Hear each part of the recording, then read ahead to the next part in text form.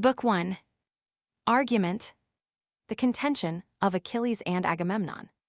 In the War of Troy, the Greeks, having sacked some of the neighboring towns and taken from thence two beautiful captives, Chryses and Brises, allotted the first to Agamemnon and the last to Achilles. Chryses, the father of Chryses and priest of Apollo, comes to the Grecian camp to ransom her, with which the action of the poem opens in the 10th year of the siege. The priest, being refused and insolently dismissed by Agamemnon, entreats for vengeance from his god, who inflicts a pestilence on the Greeks.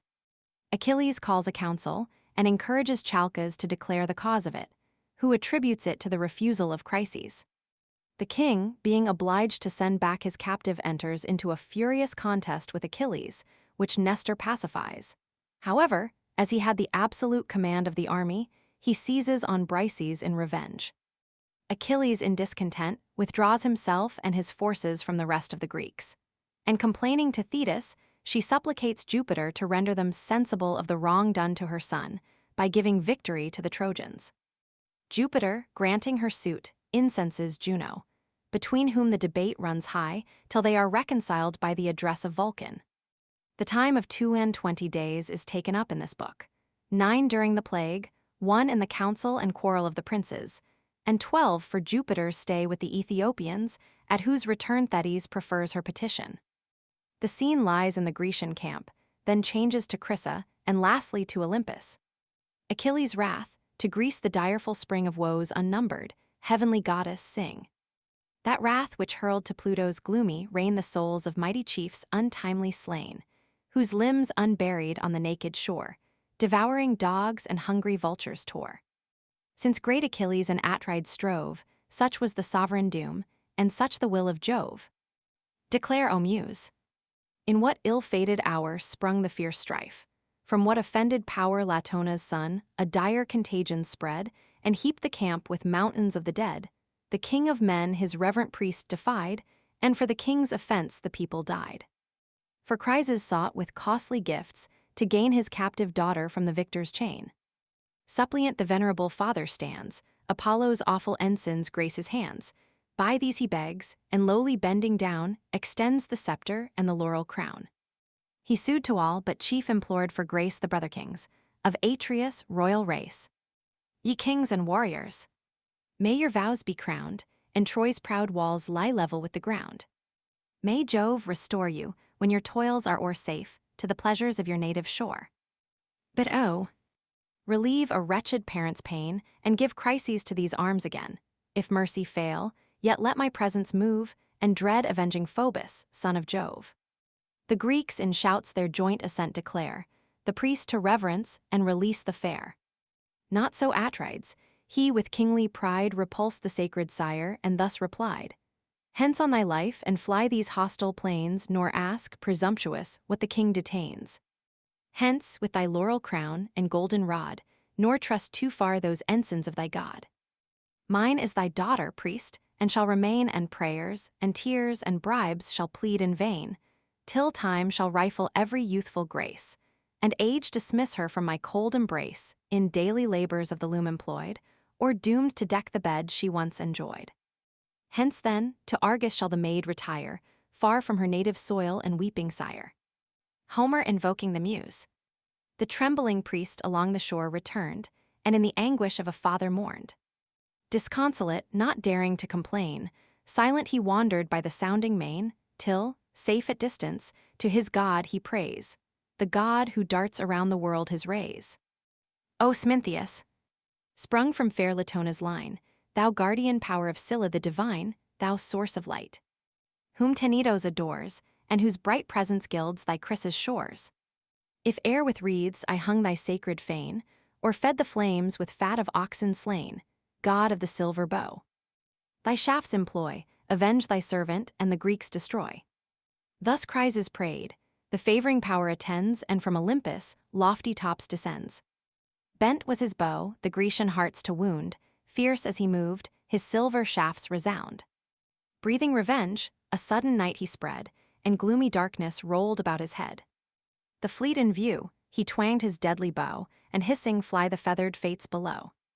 On mules and dogs the infection first began, and last, the vengeful arrows fixed in man. For 9 long nights through all the dusky air, the pyres, thick flaming, shot a dismal glare. But ere the 10th revolving day was run inspired by Juno, Thetis, godlike son, convened to counsel all the Grecian train, for much the goddess mourned her heroes slain.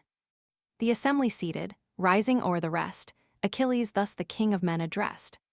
Why leave we not the fatal Trojan shore, and measure back the seas we crossed before? The plague destroying whom the sword would spare, 'tis time to save the few remains of war.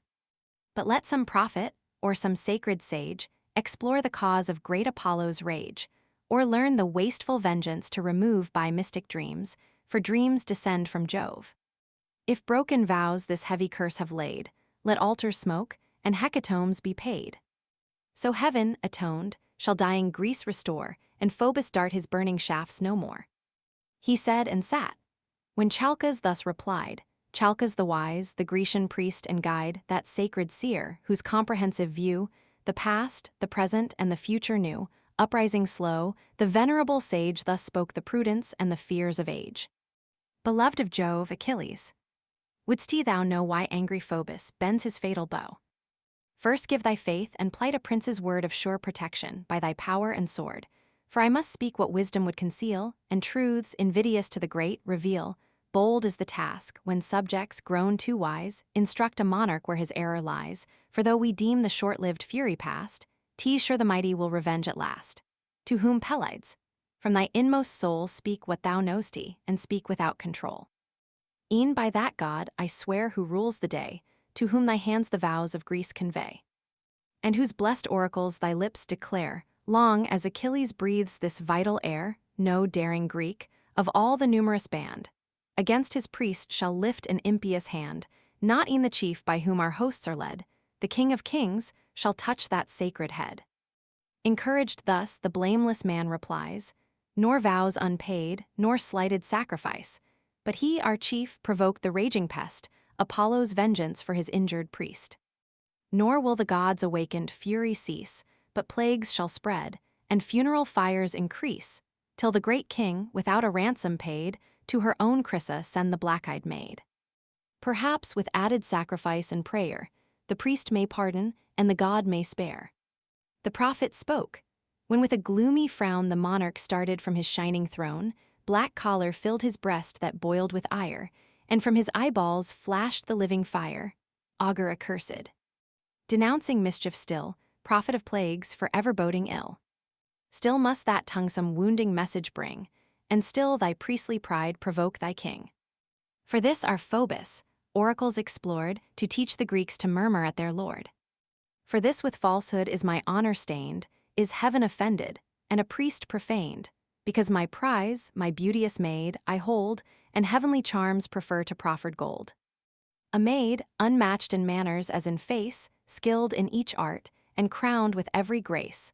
Not half so dear were Clytemnestra's charms, when first her blooming beauties blessed my arms. Yet if the gods demand her, let her sail our cares are only for the public weal. Let me be deemed the hateful cause of all, and suffer, rather than my people fall. The prize, the beauteous prize, I will resign, so dearly valued, and so justly mine. But since for common good I yield the fair, my private loss let grateful Greece repair, nor unrewarded let your prince complain, that he alone has fought and bled in vain. Insatiate King Achilles thus replies, fond of the power, but fonder of the prize. Wouldst thou the Greeks their lawful prey should yield, the due reward of many a well-fought field? The spoils of cities razed and warriors slain, we share with justice, as with toil we gain. But to resume whate'er thy avarice craves, that trick of tyrants may be borne by slaves. Yet if our chief for plunder only fight, the spoils of Iliad shall thy loss requite, whene'er, by Jove's decree, our conquering powers shall humble to the dust her lofty towers. Then thus the king, shall I my prize resign with tame content, and thou possessed of thine? Great as thou art, and like a god in fight, think not to rob me of a soldier's right. At thy demand shall I restore the maid. First let the just equivalent be paid, such as a king might ask, and let it be a treasure worthy her and worthy me. Or grant me this, or with a monarch's claim, this hand shall seize some other captive dame. The mighty Ajax shall his prize resign, Ulysses' spoils, or even thy own be mine. The man who suffers loudly may complain, and rage he may, but he shall rage in vain. But this when time requires. It now remains we launch a bark to plow the watery plains and waft the sacrifice to Chrysa's shores with chosen pilots and with laboring oars. Soon shall the sable ship ascend, and some deputed prince the charge attend. This Creta's king or Ajax shall fulfill, or wise Ulysses see performed our will, or if our royal pleasure shall ordain Achilles, self conduct her o'er the main, let fierce Achilles, dreadful in his rage, the god propitiate and the pest assuage. Mars. At this Pelides frowning stern replied, O tyrant, armed with insolence and pride, inglorious slave to interest, ever joined with fraud, unworthy of a royal mind. What generous Greek, obedient to thy word, shall form an ambush or shall lift the sword? What cause have I to war at thy decree? The distant Trojans never injured me, to Phtheia's realms no hostile troops they led. Safe in her vales my warlike coursers fed, far hence removed, the horse-resounding main and walls of rocks secure my native reign, whose fruitful soil luxuriant harvests grace, rich in her fruits and in her martial race. Hither we sailed, a voluntary throng to avenge a private, not a public wrong. What else to Troy the assembled nations draws, but thine, ungrateful, and thy brother's cause? Is this the pay our blood and toils deserve disgraced, and injured by the man we serve? And darest thou threat to snatch my prize away, due to the deeds of many a dreadful day? A prize is small, O tyrant, matched with thine, as thy own actions if compared to mine. Thine in each conquest is the wealthy prey, though mine the sweat and danger of the day. Some trivial present to my ships I bear, or barren praises pay the wounds of war. But no, proud monarch, I'm thy slave no more. My fleet shall waft me to Thessalia's shore, left by Achilles on the Trojan plain. What spoils, what conquests shall Atrides gain?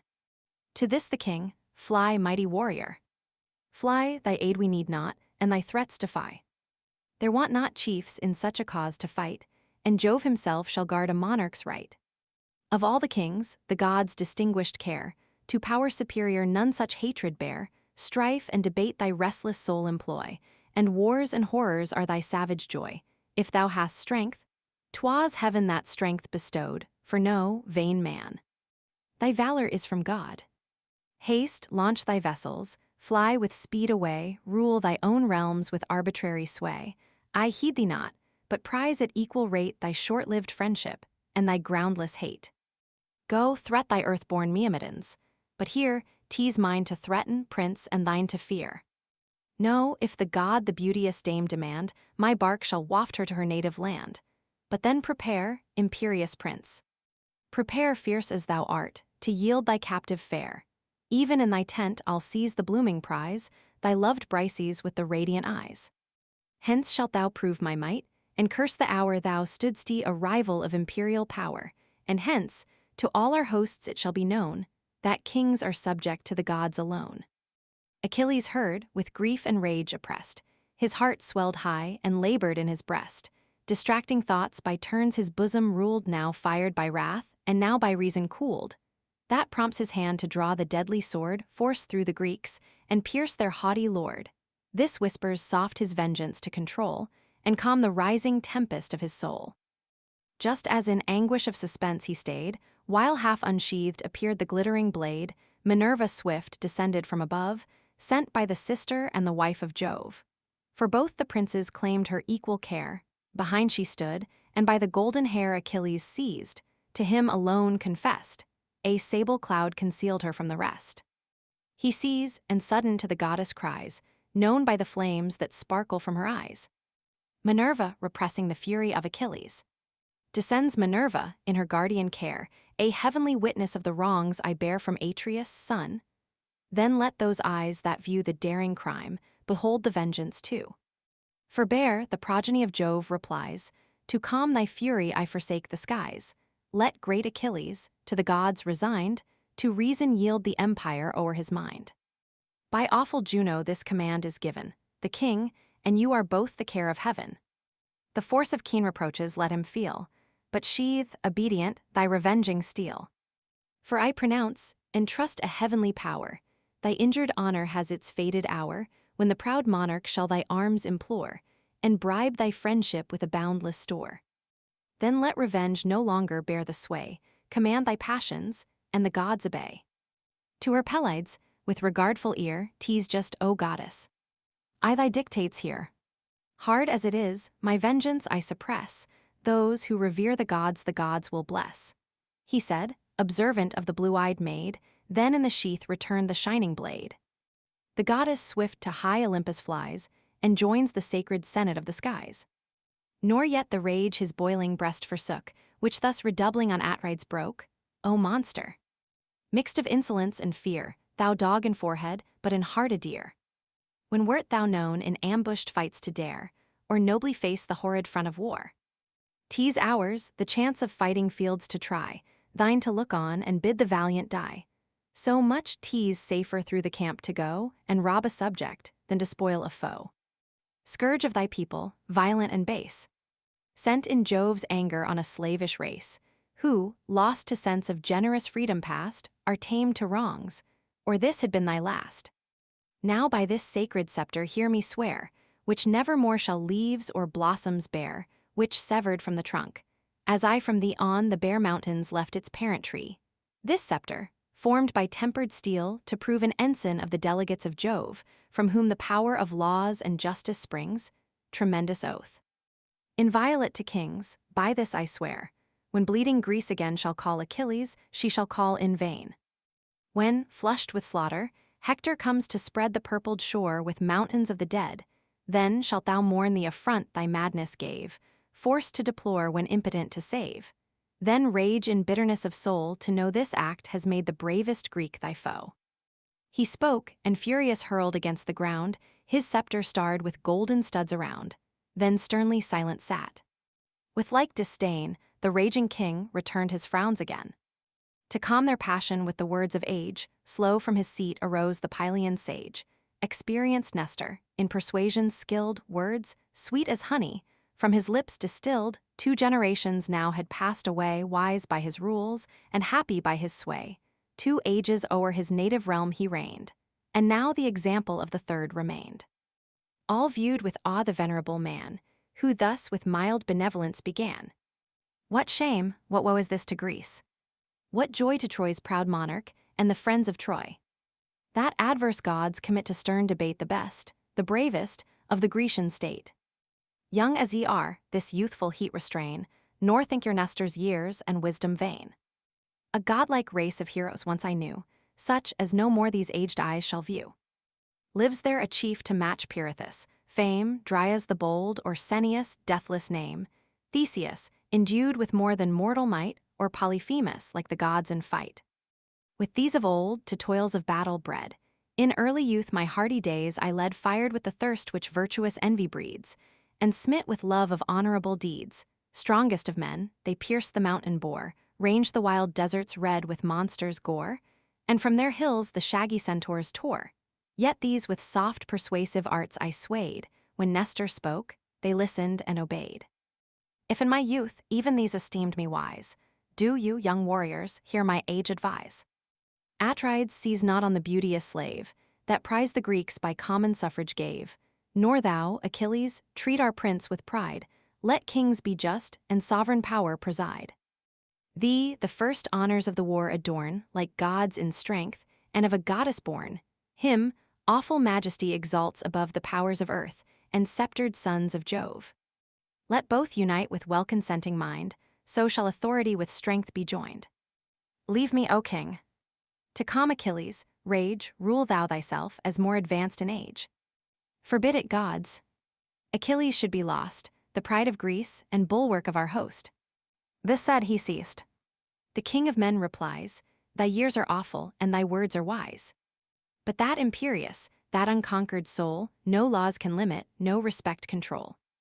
Before his pride must his superiors fall, his word the law, and he the lord of all.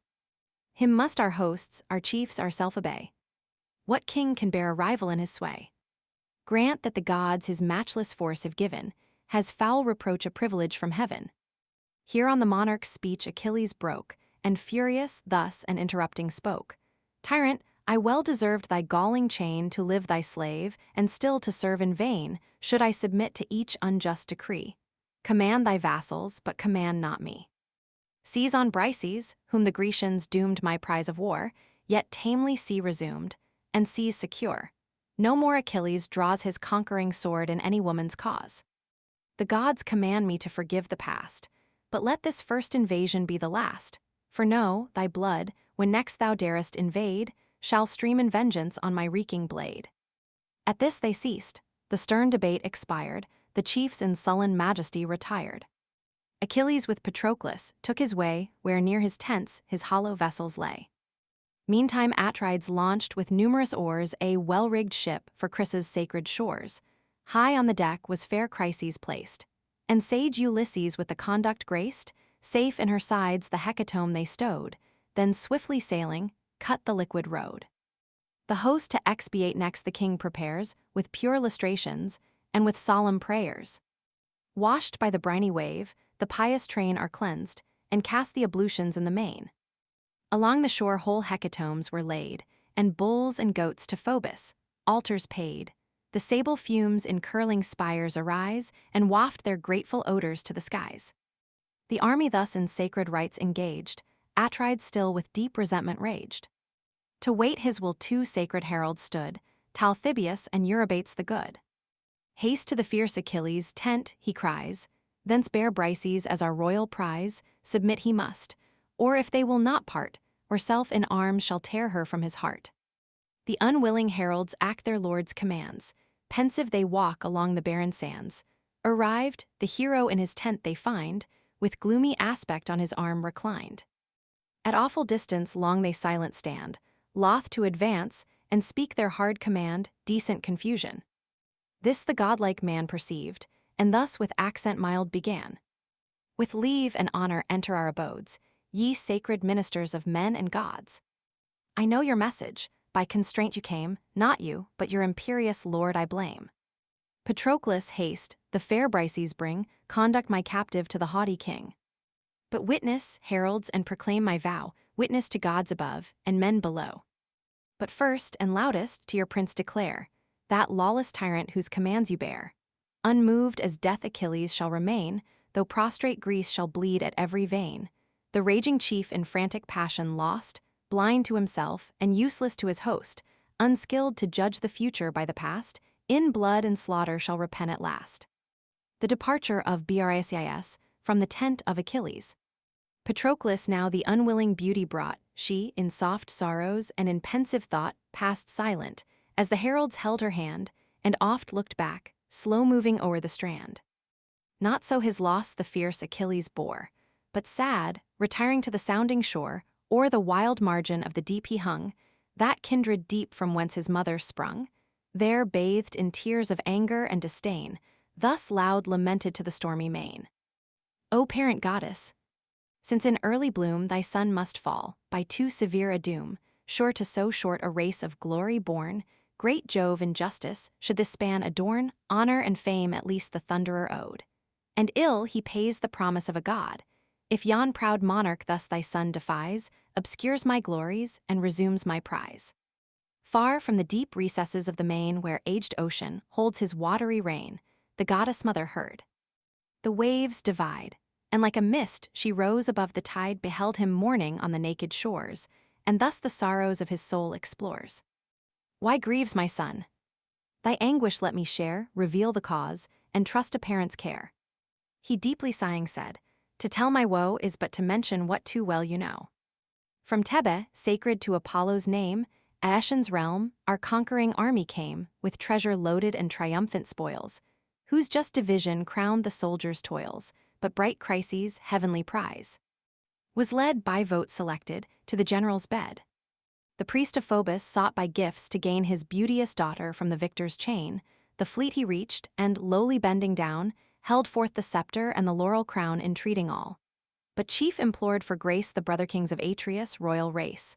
The generous Greeks their joint consent declare, the priest to reverence and release the fair not so Atrides, he with wonted pride, the sire insulted and his gifts denied. The insulted sire, his god's peculiar care, to Phoebus prayed, and Phoebus heard the prayer. A dreadful plague ensues. The avenging darts incessant fly, and pierce the Grecian hearts. A prophet then, inspired by heaven, arose, and points the crime, and thence derives the woes. Myself the first the assembled chiefs inclined to avert the vengeance of the power divine, then rising in his wrath, the monarch stormed, incensed he threatened, and his threats performed. The fair Chryses to her sire was sent, with offered gifts to make the god relent. But now he seized Briseis, heavenly charms, and of my valor's prize defrauds my arms, defrauds the votes of all the Grecian train. And service, faith, and justice plead in vain. But goddess, thou thy suppliant son attend. To high Olympus, shining court ascend, urge all the ties to former service owed, and sue for vengeance to the thundering god. Oft hast thou triumphed in the glorious boast, that thou stoodst he forth of all the ethereal host, when bold rebellion shook the realms above, the undaunted guard of cloud-compelling Jove, when the bright partner of his awful reign, the warlike maid, and monarch of the main, the traitor gods, by mad ambition driven durst threat with chains the omnipotence of heaven. Then called by thee the monster Titan came, whom gods Briareus, men Aegean name. Through wondering skies enormous stalked along, not he that shakes the solid earth so strong. With giant pride at Jove's high throne he stands, and brandished round him all his 100 hands. The affrighted gods confessed their awful lord, they dropped the fetters, trembled, and adored. This, goddess, this to his remembrance call, embrace his knees, at his tribunal fall, conjure him far to drive the Grecian train, to hurl them headlong to their fleet and main, to heap the shores with copious death, and bring the Greeks to know the curse of such a king.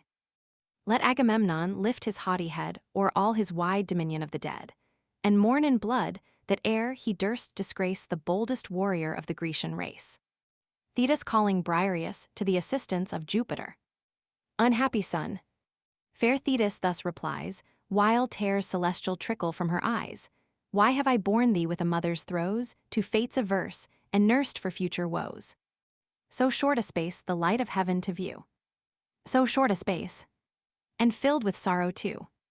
O might a parent's careful wish prevail, far, far from Ilion should thy vessels sail, and thou, from camps remote, the danger shun which now, alas, too nearly threats my son. Yet what I can, to move thy suit, I'll go to great Olympus crowned with fleecy snow. Meantime, secure within thy ships, from far behold the field, not mingle in the war.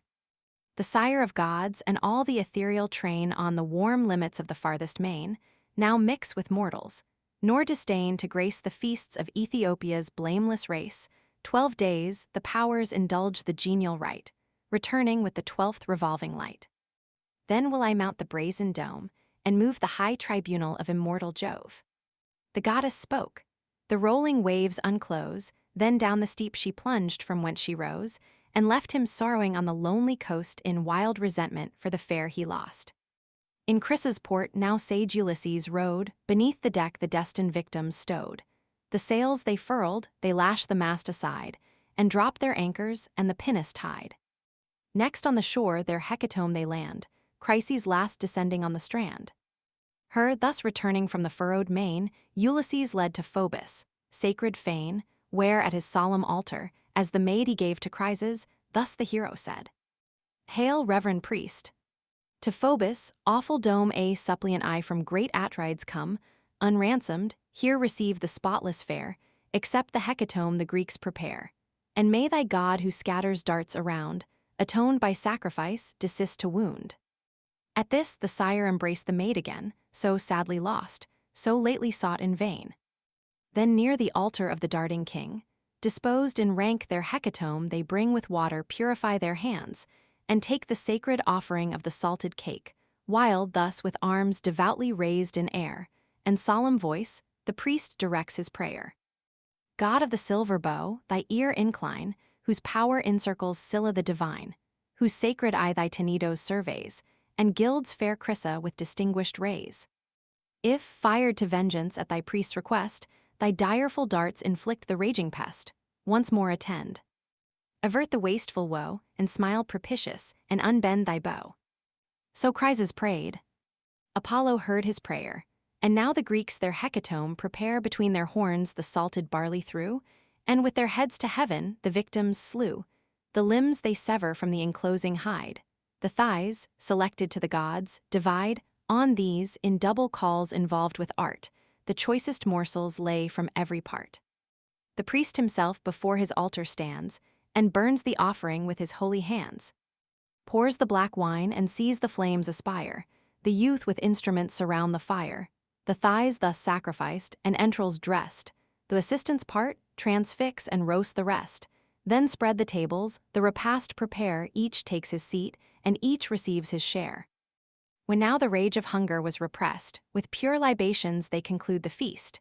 The youths with wine the copious goblets crowned, and, pleased, dispense the flowing bowls around. With hymns divine the joyous banquet ends. The paeans lengthen till the sun descends.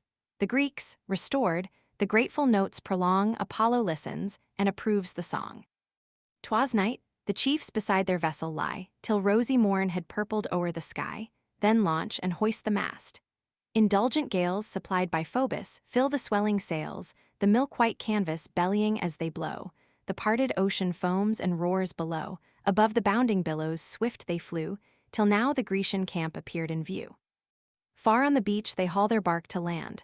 The crooked keel divides the yellow sand. Then part, where stretched along the winding bay, the ships and tents in mingled prospect lay. But raging still, amidst his navy sat the stern Achilles, steadfast in his hate, nor mixed in combat, nor in council joined. But wasting cares lay heavy on his mind. In his black thoughts revenge and slaughter roll, and scenes of blood rise dreadful in his soul. 12 days were past, and now the dawning light the gods had summoned to the Olympian height. Jove, first ascending from the watery bowers, leads the long order of ethereal powers. When, like the morning mist in early day, rose from the flood the daughter of the sea, and to the seats divine her flight addressed. There, far apart and high above the rest, the Thunderer sat, where old Olympus shrouds his 100 heads in heaven and props the clouds. Suppliant the goddess stood. One hand she placed beneath his beard, and one his knees embraced.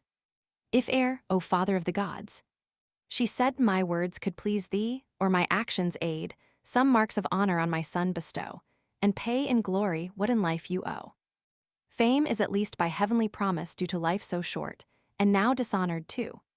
Avenge this wrong, O ever just and wise.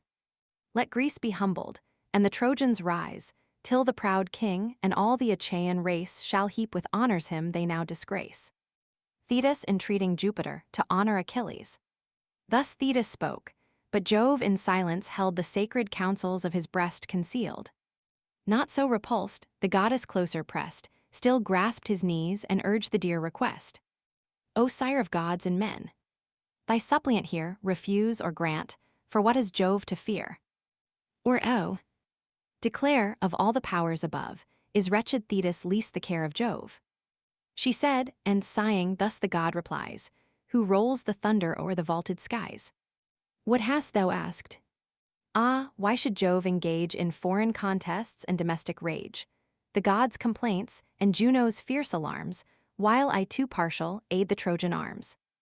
Go, lest the haughty partner of my sway with jealous eyes thy close access survey. But part in peace, secure thy prayer is sped.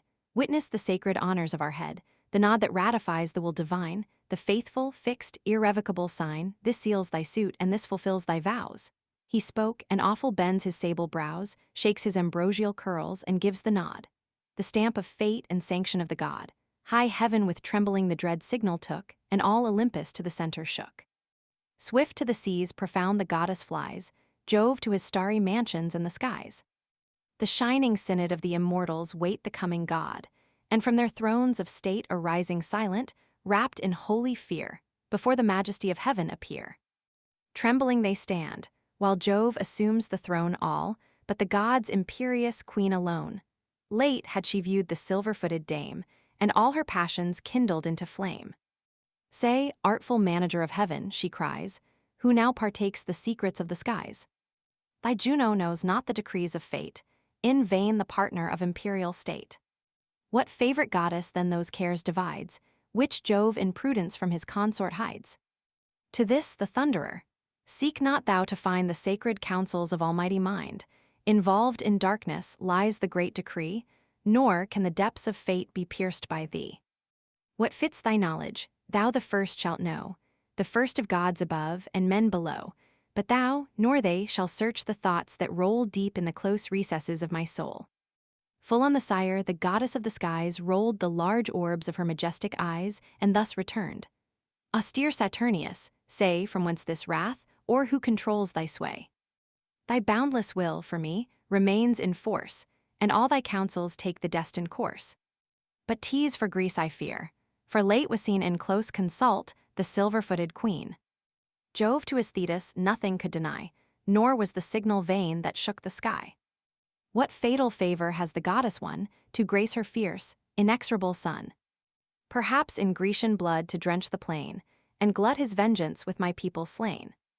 Then thus the god, O restless fate of pride, that strives to learn what heaven resolves to hide, vain is the search, presumptuous and abhorred, anxious to thee and odious to thy lord. Let this suffice, the immutable decree no force can shake, what is that ought to be. Goddess, submit, nor dare our will withstand, but dread the power of this avenging hand. The united strength of all the gods above in vain resists the omnipotence of Jove. Vulcan. The thunderer spoke, nor durst the queen reply, a reverent horror silenced all the sky. The feast disturbed, with sorrow Vulcan saw his mother menaced, and the gods in awe peace at his heart, and pleasure his design, thus interposed the architect divine. The wretched quarrels of the mortal state are far unworthy, gods. Of your debate, let men their days in senseless strife employ, we in eternal peace and constant joy. Thou, goddess mother, with our sire comply, nor break the sacred union of the sky, lest, roused to rage, he shake the blessed abodes, launch the red lightning, and dethrone the gods. If you submit, the thunderer stands appeased, the gracious power is willing to be pleased. Thus Vulcan spoke, and rising with a bound, the double bowl with sparkling nectar crowned, which held to Juno in a cheerful way, Goddess, he cried, be patient and obey. Dear as you are, if Jove his arm extend, I can but grieve, unable to defend. What god so daring in your aid to move, or lift his hand against the force of Jove? Once in your cause I felt his matchless might, hurled headlong down from the ethereal height, tossed all the day in rapid circles round, nor till the sun descended touched the ground. Breathless I fell, in giddy motion lost, the Cynthians raised me on the Lemnian coast. He said, and to her hands the goblet heaved, which, with a smile, the white-armed queen received then, to the rest he filled. And in his turn each to his lips applied the nectared urn, Vulcan with awkward grace his office plies, and unextinguished laughter shakes the skies. Thus the blessed gods the genial day prolong, in feasts ambrosial and celestial song. Apollo tuned the lyre, the Muses round with voice alternate aid the silver sound. Meantime the radiant sun to mortal sight descending swift, rolled down the rapid light. Then to their starry domes the gods depart, the shining monuments of Vulcan's art. Jove on his couch reclined his awful head, and Juno slumbered on the golden bed. Jupiter. The apotheosis of Homer. Book 2. Argument. The trial of the army, and catalogue of the forces. Jupiter, in pursuance of the request of Thetis, sends a deceitful vision to Agamemnon, persuading him to lead the army to battle, in order to make the Greeks sensible of their want of Achilles. The general, who is deluded with the hopes of taking Troy without his assistance, but fears the army was discouraged by his absence, and the late plague, as well as by the length of time, contrives to make trial of their disposition by a stratagem. He first communicates his design to the princes in council, that he would propose a return to the soldiers, and that they should put a stop to them if the proposal was embraced. Then he assembles the whole host, and upon moving for a return to Greece, they unanimously agree to it and run to prepare the ships. They are detained by the management of Ulysses, who chastises the insolence of their sights. The assembly is recalled, several speeches made on the occasion, and at length the advice of Nestor followed, which was to make a general muster of the troops, and to divide them into their several nations before they proceeded to battle. This gives occasion to the poet to enumerate all the forces of the Greeks and Trojans, and in a large catalogue. The time employed in this book consists not entirely of one day. The scene lies in the Grecian camp and upon the seashore. Towards the end it removes to Troy. Now pleasing sleep had sealed each mortal eye, stretched in the tents the Grecian leaders lie. The immortals slumbered on their thrones above all, but the ever-wakeful eyes of Jove. To honor Thetis, son, he bends his care, and plunge the Greeks in all the woes of war. Then bids an empty phantom rise to sight, and thus commands the vision of the night. Fly hence, deluding dream, and light as air, to Agamemnon's ample tent repair. Bid him in arms draw forth, the embattled train lead all his Grecians to the dusty plain. Declare, e'en now, 'tis given him to destroy the lofty towers of wide-extended Troy. For now no more the gods with fate contend, at Juno's suit the heavenly factions end. Destruction hangs o'er yon devoted wall, and nodding Ilion waits the impending fall. Swift as the word the vain illusion fled, descends, and hovers o'er Atrides' head clothed in the figure of the Pylian sage, renowned for wisdom and revered for age. Around his temples spreads his golden wing, and thus the flattering dream deceives the king. Jupiter sending the evil dream to Agamemnon. Canst thou, with all a monarch's cares oppressed, O Atreus' son, canst thou indulge thy rest? Ill fits a chief who mighty nations guides, directs in council, and in war presides, to whom its safety a whole people owes, to waste long nights in indolent repose. Monarch, awake! 'Tis Jove's command I bear, thou, and thy glory, claim his heavenly care. In just array draw forth the embattled train, lead all thy Grecians to the dusty plain, and now, O king, 'tis given thee to destroy the lofty towers of wide-extended Troy. For now no more the gods with fate contend, at Juno's suit the heavenly factions end. Destruction hangs o'er yon devoted wall, and nodding Ilion waits the impending fall. Awake, but waking this advice approve, and trust the vision that descends from Jove. The phantom said, then vanished from his sight, resolves to err, and mixes with the night. 1,000 schemes the monarch's mind employ, elate in thought he sacks untaken Troy. Vain as he was, and to the future blind, nor saw what Jove and secret fate designed. What mighty toils to either host remain, what scenes of grief and numbers of the slain. Eager he rises, and in fancy hears the voice celestial murmuring in his ears. First on his limbs a slender vest he drew around him, next the regal mantle threw. The embroidered sandals on his feet were tied, the starry falchion glittered at his side, and last, his arm the massy scepter loads, unstained, immortal, and the gift of gods. Now rosy morn ascends the court of Jove, lifts up her light, and opens day above. The king dispatched his heralds with commands to range the camp and summon all the bands. The gathering hosts the monarch's word obey, while to the fleet Atrides bends his way. In his black ship the Pylian prince he found. There calls a senate of the peers around, the assembly placed. The king of men expressed the counsels laboring in his artful breast. Friends and confederates, with attentive ear receive my words, and credit what you hear. Late as I slumbered in the shades of night, a dream divine appeared before my sight, whose visionary form like Nestor came, the same in habit, and in mien the same. The heavenly phantom hovered o'er my head, and dost thou sleep, O Atreus' son? He said, ill fits a chief who mighty nations guides, directs in council, and in war presides, to whom its safety a whole people owes, to waste long nights in indolent repose. Monarch, awake! 'Tis Jove's command I bear, thou, and thy glory claim his heavenly care. In just array draw forth the embattled train, and lead the Grecians to the dusty plain, and now, O king, 'tis given thee to destroy the lofty towers of wide-extended Troy. For now no more the gods with fate contend, at Juno's suit the heavenly factions end. Destruction hangs o'er yon devoted wall, and nodding Ilion waits the impending fall. This here observant and the gods obey, the vision spoke and passed in air away. Now, valiant chiefs, since heaven itself alarms, unite and rouse the sons of Greece to arms. But first, with caution, try what yet they dare, worn with 9 years of unsuccessful war. To move the troops to measure back the main be mine, and yours the province to detain. He spoke and sat, when Nestor, rising, said, Nestor, whom Pylos' sandy realms obeyed, princes of Greece, your faithful ears incline, nor doubt the vision of the powers divine, sent by great Jove to him who rules the host, forbid it, heaven. This warning should be lost.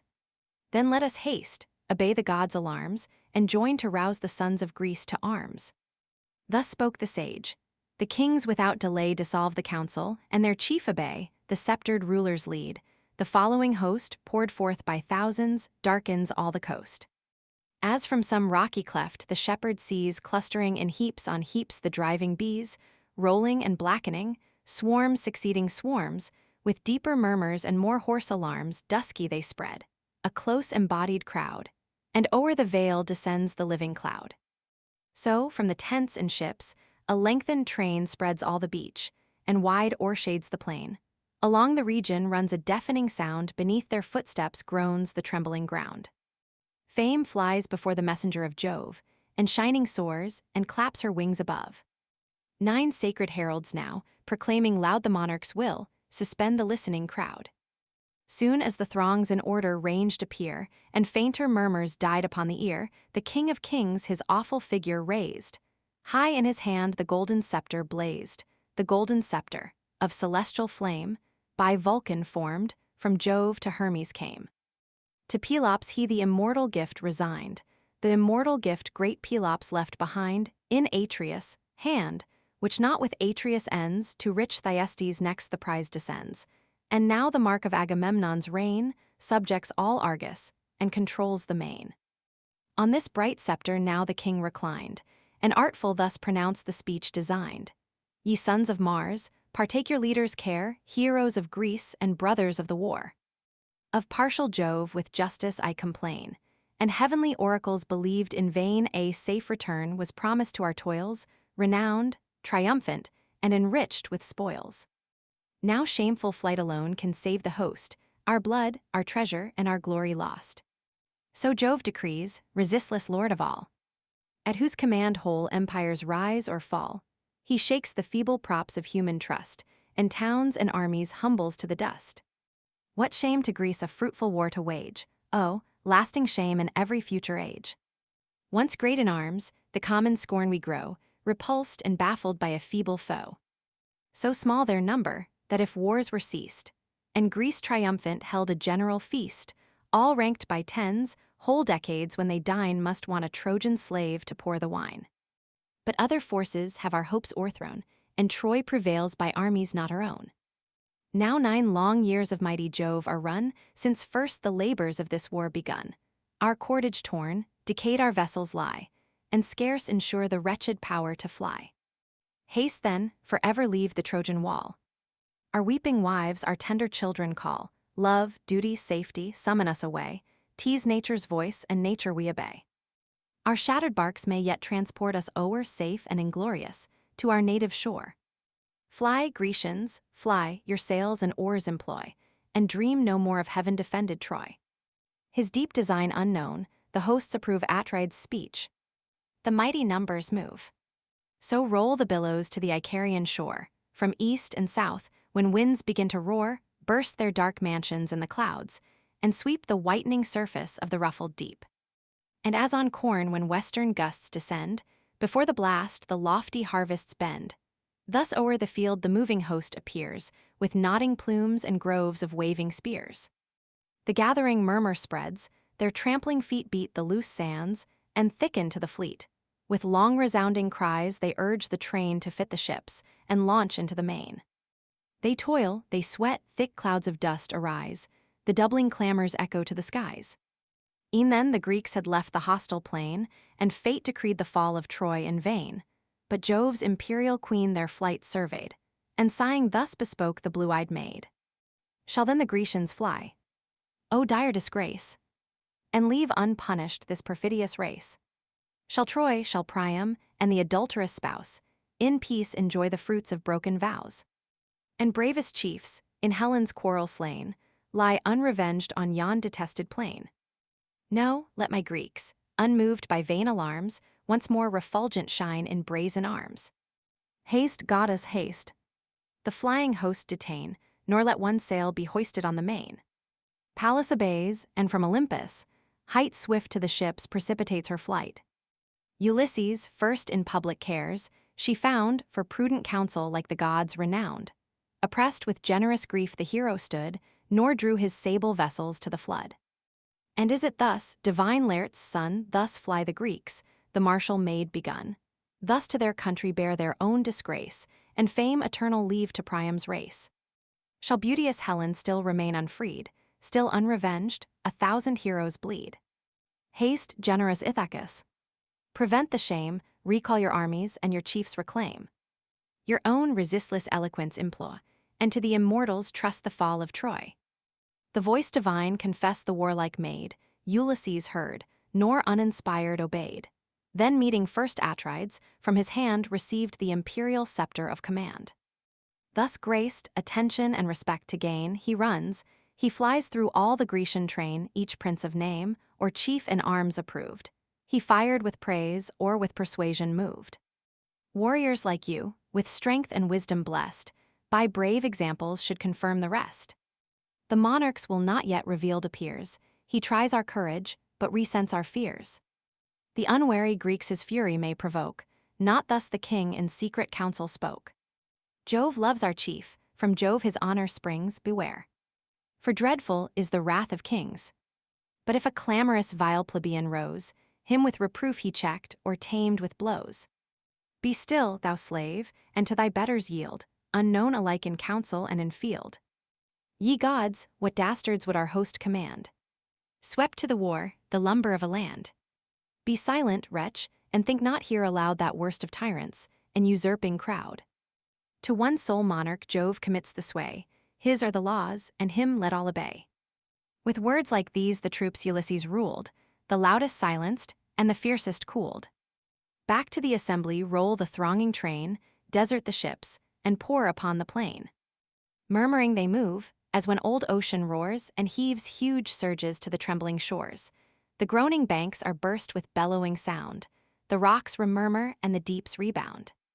At length the tumult sinks, the noises cease, and a still silence lulls the camp to peace.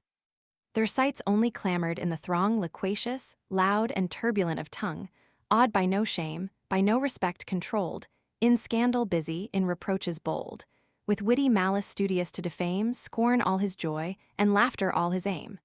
But chief he gloried with licentious style to lash the great, and monarchs to revile. His figure such as might his soul proclaim one eye was blinking, and one leg was lame, his mountain shoulders half his breast o'erspread, thin hairs bestrewed his long misshapen head. Spleen to mankind his envious heart possessed, and much he hated all, but most the best. Ulysses or Achilles still his theme, but royal scandal his delight supreme. Long had he lived the scorn of every Greek, vexed when he spoke, yet still they heard him speak. Sharp was his voice, which in the shrillest tone, thus with injurious taunts attacked the throne. Amidst the glories of so bright a reign, what moves the great Atrides to complain? Tease thine whate'er the warrior's breast inflames, the golden spoil, and thine the lovely dames. With all the wealth our wars and blood bestow, thy tents are crowded, and thy chests o'erflow. Thus at full ease in heaps of riches rolled, what grieves the monarch? Is it thirst of gold? Say, shall we march with our unconquered powers, the Greeks and I, to Ilion's hostile towers, and bring the race of royal bastards here, for Troy to ransom at a price too dear?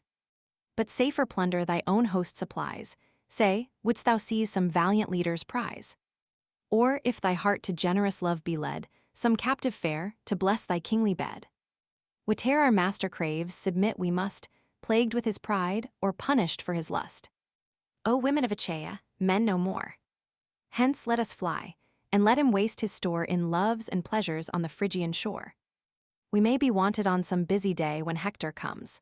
So great Achilles may, from him he forced the prize we jointly gave, from him, the fierce, the fearless, and the brave, and durst he, as he ought, resent that wrong, this mighty tyrant were no tyrant long. Fierce from his seat at this Ulysses springs, in generous vengeance of the king of kings.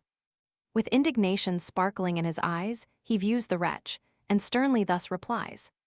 Peace, factious monster, born to vex the state, with wrangling talents formed for foul debate, curb that impetuous tongue, nor rashly vain, and singly mad, asperse the sovereign reign. Have we not known thee, slave? Of all our host, the man who acts the least upbraids the most. Think not the Greeks to shameful flight to bring, nor let those lips profane the name of king. For our return we trust the heavenly powers be that their care, to fight like men be ours. But grant the host with wealth the general load, except detraction, what hast thou bestowed? Suppose some hero should his spoils resign, art thou that hero, could those spoils be thine? Gods, let me perish on this hateful shore, and let these eyes behold my son no more, if, on thy next offense, this hand forbear to strip those arms thou ill deservest to wear, expel the council where our princes meet, and send thee scourged and howling through the fleet. He said, and cowering as the dastard bends, the weighty scepter on his back descends. On the round bunch the bloody tumors rise, the tears spring starting from his haggard eyes, trembling he sat, and shrunk in abject fears, from his vile visage wiped the scalding tears, while to his neighbor each expressed his thought. Ye gods! What wonders has Ulysses wrought? What fruits his conduct and his courage yield? Great in the council, glorious in the field. Generous he rises in the crown's defense, to curb the factious tongue of insolence, such just examples on offenders shown, sedition silence, and assert the throne. 'Twas thus the general voice the hero praised, who, rising, high the imperial scepter raised, the blue-eyed Pallas, his celestial friend, in form a herald, bade the crowds attend. The expecting crowds in still attention hung, to hear the wisdom of his heavenly tongue. Then deeply thoughtful, pausing ere he spoke, his silence thus the prudent hero broke. Unhappy monarch, whom the Grecian race with shame deserting, heap with vile disgrace. Not such at Argos was their generous vow, once all their voice, but forgotten now, ne'er to return, was then the common cry till Troy's proud structures should in ashes lie. Behold them weeping for their native shore, what could their wives or helpless children more? What heart but melts to leave the tender train, and, one short month, endure the wintry main?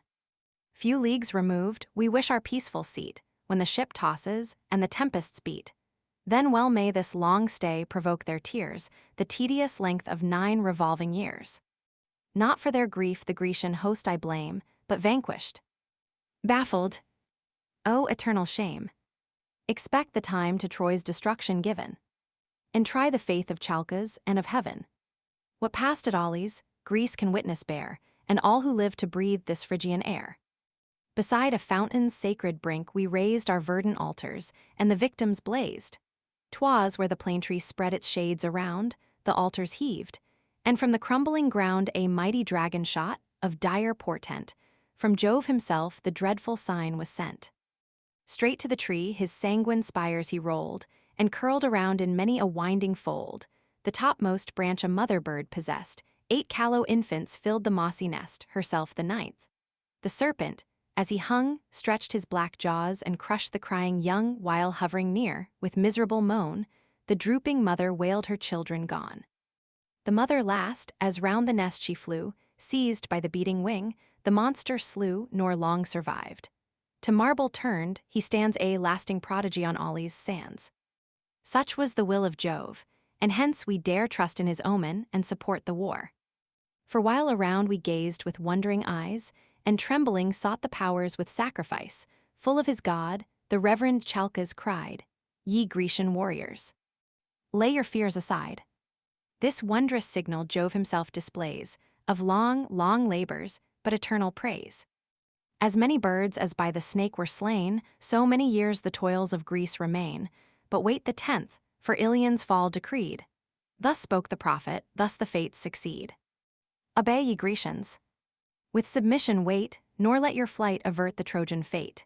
He said, the shores with loud applauses sound, the hollow ships each deafening shout rebound. Then Nestor thus, these vain debates forbear, ye talk like children, not like heroes dare. Where now are all your high resolves at last? Your leagues concluded, your engagements past. Vowed with libations, and with victims then now vanished like their smoke, the faith of men. While useless words consume the unactive hours, no wonder Troy so long resist our powers. Rise, great Atrides, and with courage sway, we march to war if thou direct the way. But leave the few that dare resist thy laws, the mean deserters of the Grecian cause, to grudge the conquests mighty Jove prepares, and view with envy our successful wars. On that great day, when first the martial train, big with the fate of Ilion, plowed the main, Jove on the right a prosperous signal sent, and thunder rolling shook the firmament. Encouraged hence, maintain the glorious strife, till every soldier grasp a Phrygian wife, till Helen's woes at full revenged appear, and Troy's proud matrons render tear for tear. Before that day, if any Greek invite his country's troops to base in glorious flight, stand forth that Greek, and hoist his sail to fly, and die the dastard first, who dreads to die. But now, O monarch, all thy chiefs advise, nor what they offer thou thyself despise. Among those counsels, let not mine be vain, in tribes and nations to divide thy train. His separate troops let every leader call, each strengthen each, and all encourage all. What chief or soldier of the numerous band, or bravely fights or ill obeys command, when thus distinct they war, shall soon be known, and what the cause of Ilion not o'erthrown, if fate resists, or if our arms are slow, if gods above prevent, or men below. To him the king, how much thy years excel in arts of counsel, and in speaking well. Oh, would the gods, in love to Greece, decree but 10 such sages as they grant in thee. Such wisdom soon should Priam's force destroy, and soon should fall the haughty towers of Troy. But Jove forbids, who plunges those he hates in fierce contention and in vain debates. Now great Achilles from our aid withdraws, by me provoked. A captive made the cause if ere as friends we join, the Trojan wall must shake, and heavy will the vengeance fall. But now, ye warriors, take a short repast and, well refreshed, to bloody conflict haste. His sharpened spear let every Grecian wield, and every Grecian fix his brazen shield. Let all excite the fiery steeds of war, and all for combat fit the rattling car. This day, this dreadful day, let each contend no rest, no respite, till the shades descend, till darkness or till death shall cover all. Let the war bleed, and let the mighty fall, till bathed in sweat be every manly breast, with the huge shield each brawny arm depressed, each aching nerve refuse the lance to throw, and each spent courser at the chariot blow. Who dares, inglorious in his ships to stay, who dares to tremble on the signal day, that wretch, too mean to fall by martial power, the birds shall mangle and the dogs devour.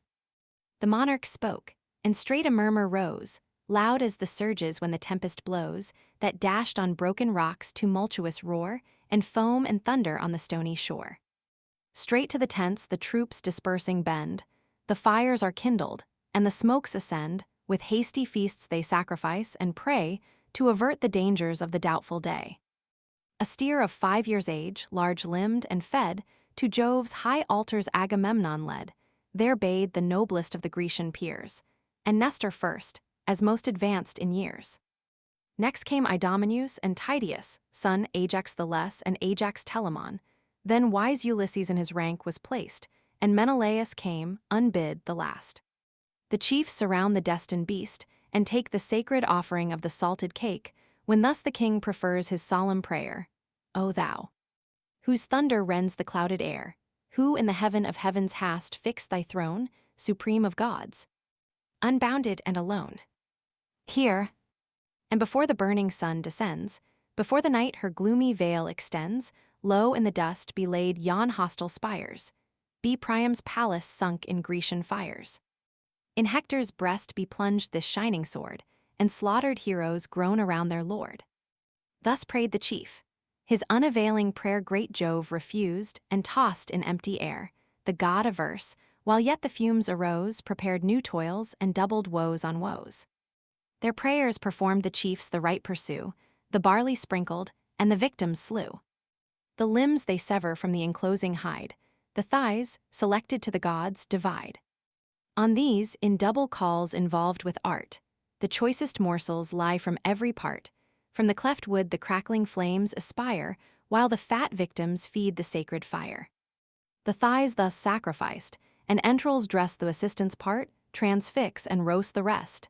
Then spread the tables, the repast prepare, each takes his seat, and each receives his share. Soon as the rage of hunger was suppressed, the generous Nestor thus the prince addressed. Now bid thy heralds sound the loud alarms, and call the squadrons sheathed in brazen arms. Now seize the occasion, now the troops survey, and lead to war when heaven directs the way. He said, the monarch issued his commands, straight the loud heralds call the gathering bands. The chiefs enclose their king, the hosts divide, in tribes and nations ranked on either side. High in the midst the blue-eyed virgin flies, from rank to rank she darts her ardent eyes, the dreadful aegis, Jove's immortal shield, blazed on her arm and lightened all the field. Round the vast orb 100 serpents rolled, formed the bright fringe, and seemed to burn in gold. With this each Grecian's manly breast she warms, swells their bold hearts, and strings their nervous arms. No more they sigh, inglorious to return, but breathe revenge, and for the combat burn. As on some mountain, through the lofty grove, the crackling flames ascend, and blaze above the fires expanding, as the winds arise, shoot their long beams, and kindle half the skies. So from the polished arms and brazen shields a gleamy splendor flashed along the fields. Not less their number than the embodied cranes, or milk-white swans in Aeaeus' watery plains. That o'er the windings of Castor's springs stretch their long necks, and clap their rustling wings, now tower aloft and course in airy rounds, now light with noise. With noise the field resounds. Thus numerous and confused, extending wide, the legion's crowd Scamander's flowery side, with rushing troops the plains are covered o'er, and thundering footsteps shake the sounding shore. Along the river's level meads they stand, thick as in spring the flowers adorn the land, or leaves the trees, or thick as insects play, the wandering nation of a summer's day, that, drawn by milky steams at evening hours, in gathered swarms surround the rural bowers, from pale to pale with busy murmur run the gilded legions, glittering in the sun. So thronged, so close, the Grecian squadron stood in radiant arms and thirst for Trojan blood. Each leader now his scattered force conjoins in close array, and forms the deepening lines. Not with more ease the skillful shepherd swain collects his flocks from thousands on the plain. The King of Kings, majestically tall, towers o'er his armies and outshines them all like some proud bull, that round the pastures leads his subject herds. The monarch of the Medes, great as the gods, the exalted chief was seen, his strength like Neptune and like Mars his mien. Jove o'er his eyes celestial glories spread, and dawning conquest played around his head. Say virgins, seated round the throne divine, all-knowing goddesses. Immortal 9. Since earth's wide regions, heaven's unmeasured height, and hell's abyss hide nothing from your sight, we, wretched mortals, lost in doubts below, but guess by rumor and but boast we know. Oh, say what heroes, fired by thirst of fame, or urged by wrongs, to Troy's destruction came. To count them all demands 1,000 tongues, a throat of brass and adamantine lungs. Daughters of Jove, assist. Inspired by you the mighty labor dauntless I pursue. What crowded armies, from what climes they bring, their names, their numbers, and their chiefs I sing. The catalogue of the ships. Neptune. The hardy warriors whom Boeotia bred, Peneleus, Latus, Prothanor led. With these Arcesilaus and Clonius stand, equal in arms and equal in command. These had the troops that rocky Aulis yields, and Eetion's hills, and Hyres' watery fields, and Skonos, Skolos, Gria near the main, and Mycales's ample piny plain, those who in Pedion or Alcyon dwell, or Harma where Apollo's prophet fell, Helion and Hyle, which the springs o'erflow, and Medion lofty, and Ocalia low, or in the meads of Haliartus stray, or Thespia sacred to the god of day, Onchestus, Neptune's celebrated groves. Copy, and Thisbe, famed for silver doves, for flocks Erythri, Glyssa for the vine. Platia green, and Nyssa the divine, and they whom Thebes' well-built walls enclose, where Mide, Eutresis, Coron, Rose, and Arne rich, with purple harvests crowned, and Anthedon, Boeotia's utmost bound. Full 50 ships they send, and each conveys twice 60 warriors through the foaming seas. To these succeed Aspledon's martial train, who plow the spacious Orchomenian plain. 2 valiant brothers rule the undaunted throng, Ilemen and Ascalaphus the strong, sons of Astyoch, the heavenly fair, whose virgin charms subdued the god of war. In Actor's court as she retired to rest, the strength of Mars the blushing maid compressed, their troops in 30 sable vessels sweep, with equal oars, the horse resounding deep. The Phocians next in 40 barks repair, Epistrophus and Schedius head the war, from those rich regions where Cephasus leads his silver current through the flowery meads, from Panapa, Crissa the divine, where Anemoria's stately turrets shine, where Pytho, Dolies, cypresses stood, and fair lily views the rising flood. These ranged in order on the floating tide, close on the left the bold Boeotian side. Fierce Ajax led the Locrian squadrons on, Ajax the less, Aelius' valiant son, skilled to direct the flying dart aright, swift in pursuit, and active in the fight. Him, as their chief, the chosen troops attend, which Bessa, Thronus, and rich Cynos send Opus, Calliarus, and Scarphis bands, and those who dwell where pleasing Auge stands, and where Bogrius floats the lowly lands, or in fair Tarphis' sylvan seats reside, in 40 vessels cut the yielding tide. Eubea next her martial sons prepares, and sends the brave Abance to the wars. Breathing revenge, in arms they take their way from Chalcis, walls, and strong Eretria. The Istian fields for generous vines renowned, the fair Caristos, and the Styrian ground, where Dios from her towers o'erlooks the plain, and high Cerinthus views the neighboring main. Down their broad shoulders falls a length of hair, their hands dismiss not the long lance in air, but with protended spears in fighting fields pierce the tough corslets and the brazen shields. Twice 20 ships transport the warlike bands, which bold Elphenor, fierce in arms, commands. Full 50 more from Athens stem the main, led by Menesthius through the liquid plain. Athens the fair, where great Erechtheus swayed, that owed his nurture to the blue-eyed maid. But from the teeming furrow took his birth, the mighty offspring of the foodful earth. Him Pallas placed amidst her wealthy fane adored with sacrifice and oxen slain, where, as the years revolve, her altars blaze, and all the tribes resound the goddess praise. No chief like thee, Menesthius. Greece could yield to martial armies in the dusty field, the extended wings of battle to display, or close the embodied host in firm array. Nestor alone, improved by length of days, for martial conduct bore an equal praise. With these appear the Salaminian bands, whom the gigantic Telamon commands. In 12 black ships to Troy they steer their course, and with the great Athenians join their force. Next move to war the generous Argive train, from high Troezen and Mazeda's plain, and fair Aegina circled by the main, whom strong Tiryns' lofty walls surround, and Epidora with viny harvests crowned, and where fair Asinin and Hermine show their cliffs above, and ample bay below. These by the brave Euryalus were led, great Esthenelus, and greater Diomede, but chief Tydides bore the sovereign sway, in 40 barks they plough the watery way.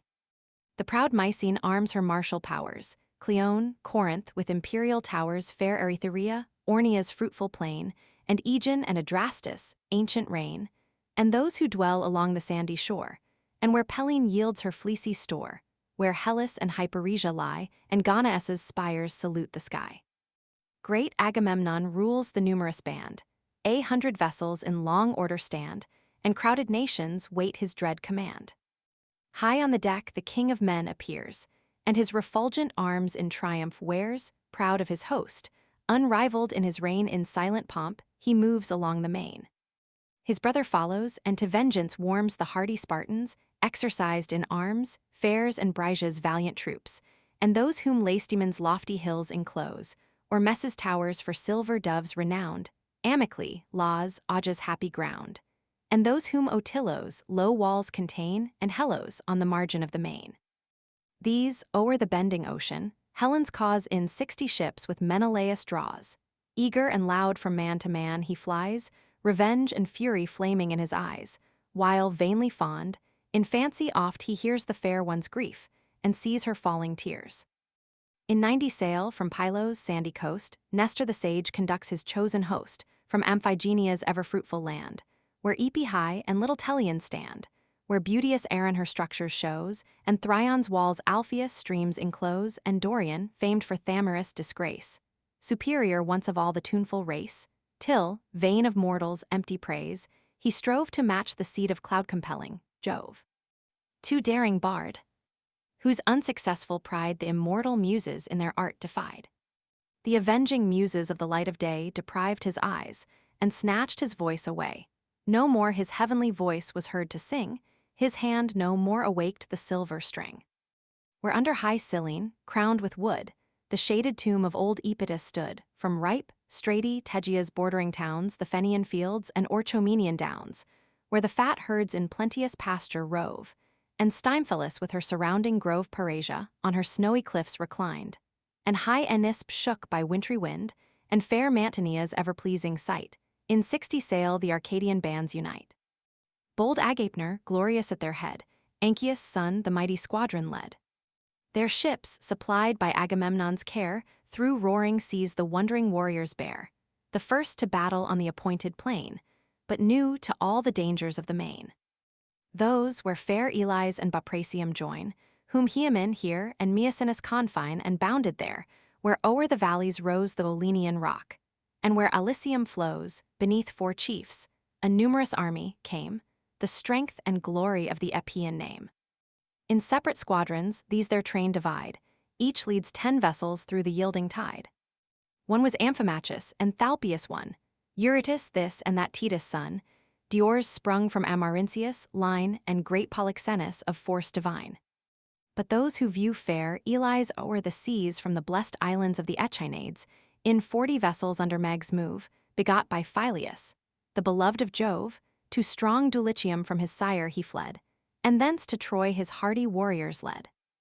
Ulysses followed through the watery road, a chief, in wisdom equal to a god.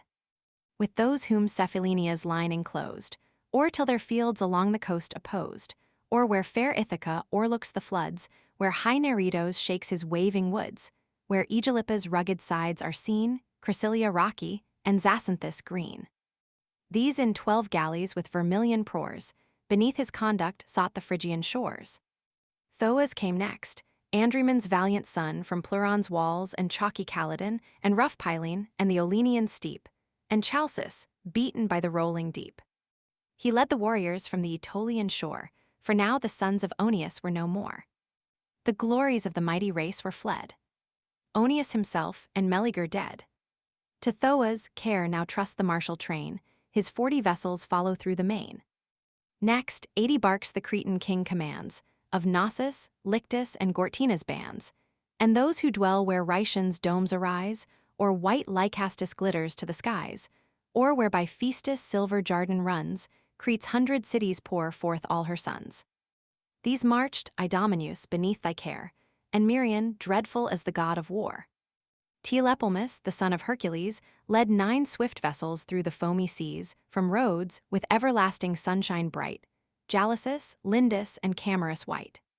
His captive mother fierce Alcides bore from Ephr's walls and cells winding shore, where mighty towns in ruins spread the plain, and saw their blooming warriors early slain.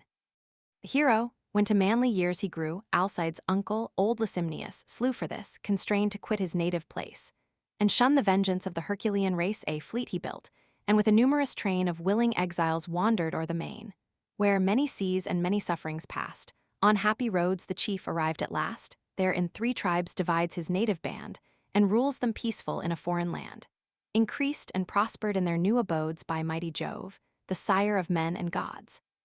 With joy they saw the growing empire rise, and showers of wealth descending from the skies.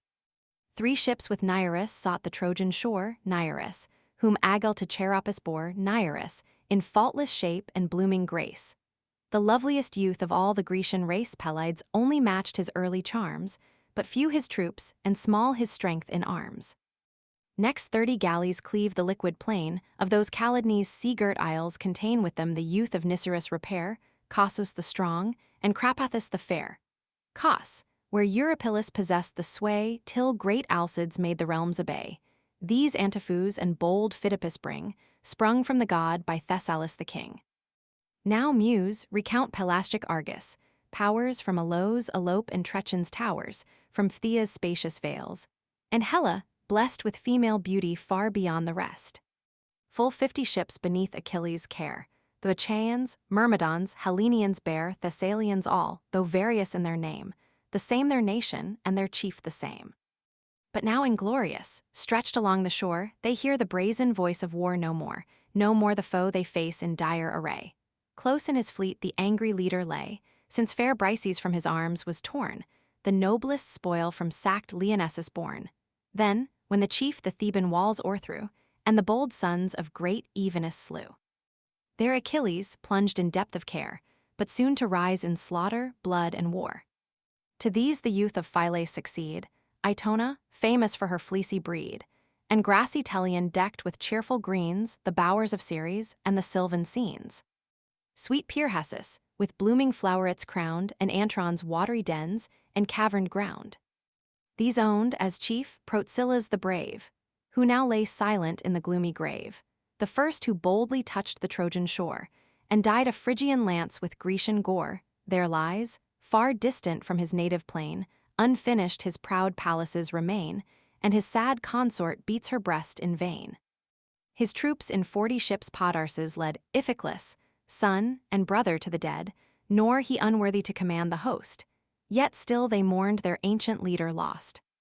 The men who Glaphyra's fair soil partake, where hills encircle Bobe's lowly lake, where fair hears the neighboring waters fall, or proud Iolcus lifts her airy wall in 10 black ships embarked for Ilion's shore, with bold Eumelus, whom Alceste bore, all Pelias, race Alceste far outshined, the grace and glory of the beauteous kind. The troops Methone or Thaumatia yields, Alizon's rocks, or Meliboea's fields, with Philoctetes sailed, whose matchless art from the tough bow directs the feathered dart. 7 were his ships, each vessel 50 row, skilled in his science of the dart and bow. But he lay raging on the Lemnian ground. A poisonous hydra gave the burning wound, there groaned the chief in agonizing pain, whom Greece at length shall wish, nor wish in vain. His forces Medon led from Lemnos, shore, Aelius' son, whom beauteous Rhena bore.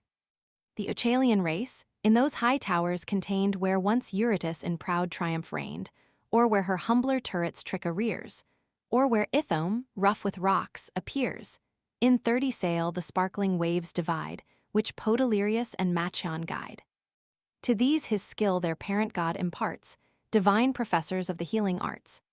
The bold Ormenian and Asterian bands, in 40 barks Eurypylus commands.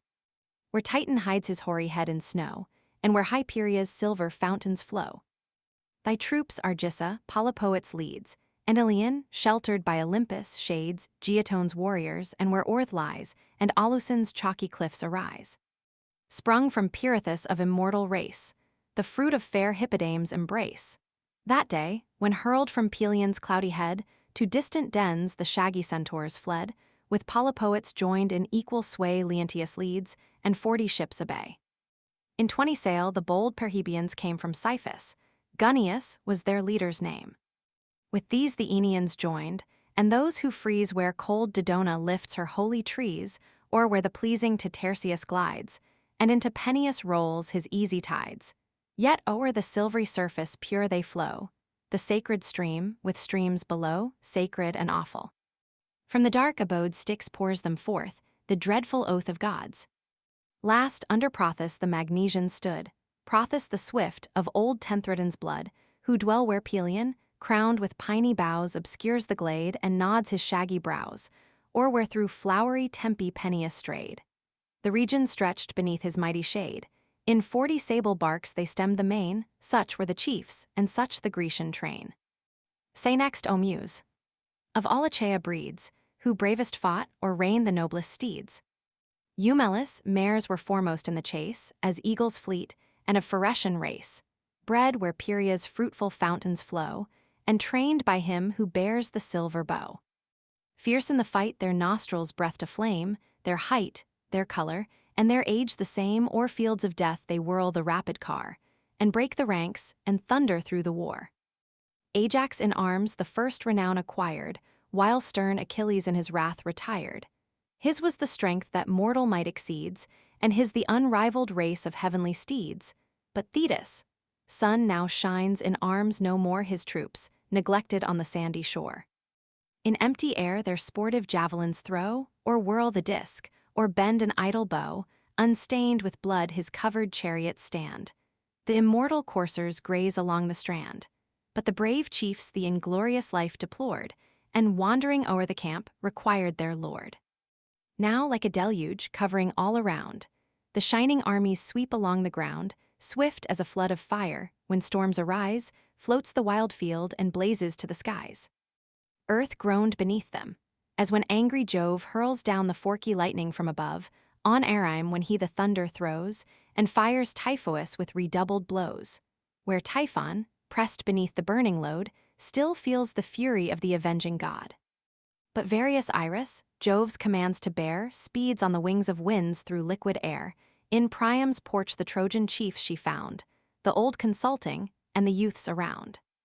Polite's shape the monarch's son she chose, who from Aesye's tomb observed the foes high on the mound, from whence in prospect lay the fields, the tents, the navy, and the bay. In this dissembled form, she hastes to bring the unwelcome message to the Phrygian king. Cease to consult, the time for action calls, war, horrid war, approaches to your walls. Assembled armies oft have I beheld, but ne'er till now such numbers charged a field, thick as autumnal leaves or driving sand, the moving squadrons blacken all the strand. Thou godlike Hector, all thy force employ, assemble all the united bands of Troy, in just array let every leader call the foreign troops, this day demands them all. The voice divine the mighty chief alarms, the council breaks, the warriors rush to arms. The gates unfolding pour forth all their train, nations on nations fill the dusky plain, men, steeds, and chariots shake the trembling ground. The tumult thickens and the skies resound. Amidst the plain, in sight of Ilion, stands a rising mount, the work of human hands. This for Myron's tomb the immortals know, though called Baedia in the world below. Beneath their chiefs in martial order here, the auxiliar troops and Trojan hosts appear. The godlike Hector, high above the rest, shakes his huge spear and nods his plumy crest. In throngs around his native bands repair, and groves of lances glitter in the air. Divine Aeneas brings the Dardan race, Anchises' son, by Venus, stolen embrace, born in the shades of Ida's secret grove. A mortal mixing with the queen of love Archelaus and Acamas divide the warrior's toils, and combat by his side. Who fare Zelia's wealthy valleys till fast by the foot of Ida's sacred hill, or drink, Aesepus, of thy sable flood, were led by Pandarus, of royal blood, to whom his art Apollo deigned to show, graced with the presence of his shafts and bow. From rich Ephesus and Adrestus towers, high Teres summits and Pityea's bowers, from these the congregated troops obey young Amphius and Adrastus, equal sway old Merop's sons, whom, skilled in fates to come, the sire forewarned and prophesied their doom, fate urged them on. The sire forewarned in vain, they rushed to war and perished on the plain. From Practius' stream, Percote's pasture lands, and Sestos and Abydos neighboring strands, from great Arispa's walls and Sel's coast, Asius Hietasides conducts his host. High on his car he shakes the flowing reins, his fiery coursers thunder o'er the plains. The fierce Pelasgi next, in war renowned, march from Larissa's ever-fertile ground. In equal arms their brother leaders shine, Hippothous bold, and Pyleus the divine. Next Acamas and Pyrrhus lead their hosts in dread array, from Thracia's wintry coasts, round the bleak realms where Hellespontus roars, and Boreas beats the horse-resounding shores. With great Euphemus the Ciconians move, sprung from Trozenian Sues, loved by Jove. Pyrrhechmes the Paeonian troops attend, skilled in the fight their crooked bows to bend from Axius. Ample bed he leads them on Axius, that laves the distant Amydon Axius, that swells with all his neighboring rills, and wide around the floating region fills. The Paphlagonians Pylaemenes rules, where rich Henicia breeds her savage mules, where Erythinus rising cliffs are seen, thy groves of box, Cytorus. Evergreen, and where Aegialus and Cromna lie, and lofty Sesamus invades the sky, and where Parthenius, rolled through banks of flowers, reflects her bordering palaces and bowers. Here marched in arms the Halizonian band, whom Odius and Epistrophus command, from those far regions where the sun refines the ripening silver in Alybian mines. Their mighty Chromes led the Mysian train, and augur Anamus, inspired in vain, for stern Achilles lopped his sacred head, rolled down Scamander with the vulgar dead. Phorcys and brave Ascanius here unite the Ascanian Phrygians, eager for the fight. Of those who round Maeonia's realms reside, or whom the vales in shades of Tmolus hide, Messals and Antiphus the charge partake, born on the banks of Gyges, silent lake. There from the fields where wild Meander flows, high Mycale and Latmos, shady brows, and proud Miletus, came the Carian throngs with mingled clamors and with barbarous tongues. Amphimachus and Nosts guide the train, Nosts the bold, Amphimachus the vain, who, tricked with gold and glittering on his car, rode like a woman to the field of war. Fool that he was! By fierce Achilles slain, the river swept him to the briny main. There, whelmed with waves, the gaudy warrior lies, the valiant victor seized the golden prize. The forces last in fair array succeed, which blameless Glaucus and Sarpedon lead the warlike bands that distant Lycia yields, where gulfy Xanthus foams along the fields. Book 3. Argument. The duel of Menelaus and Paris. The armies being ready to engage, a single combat is agreed upon between Menelaus and Paris, by the intervention of Hector, for the determination of the war. Iris is sent to call Helen to behold the fight. She leads her to the walls of Troy, where Priam sat with his counsellors observing the Grecian leaders on the plain below, to whom Helen gives an account of the chief of them. The kings on either part take the solemn oath for the conditions of the combat. The duel ensues, wherein Paris being overcome, he is snatched away in a cloud by Venus and transported to his apartment. She then calls Helen from the walls and brings the lovers together.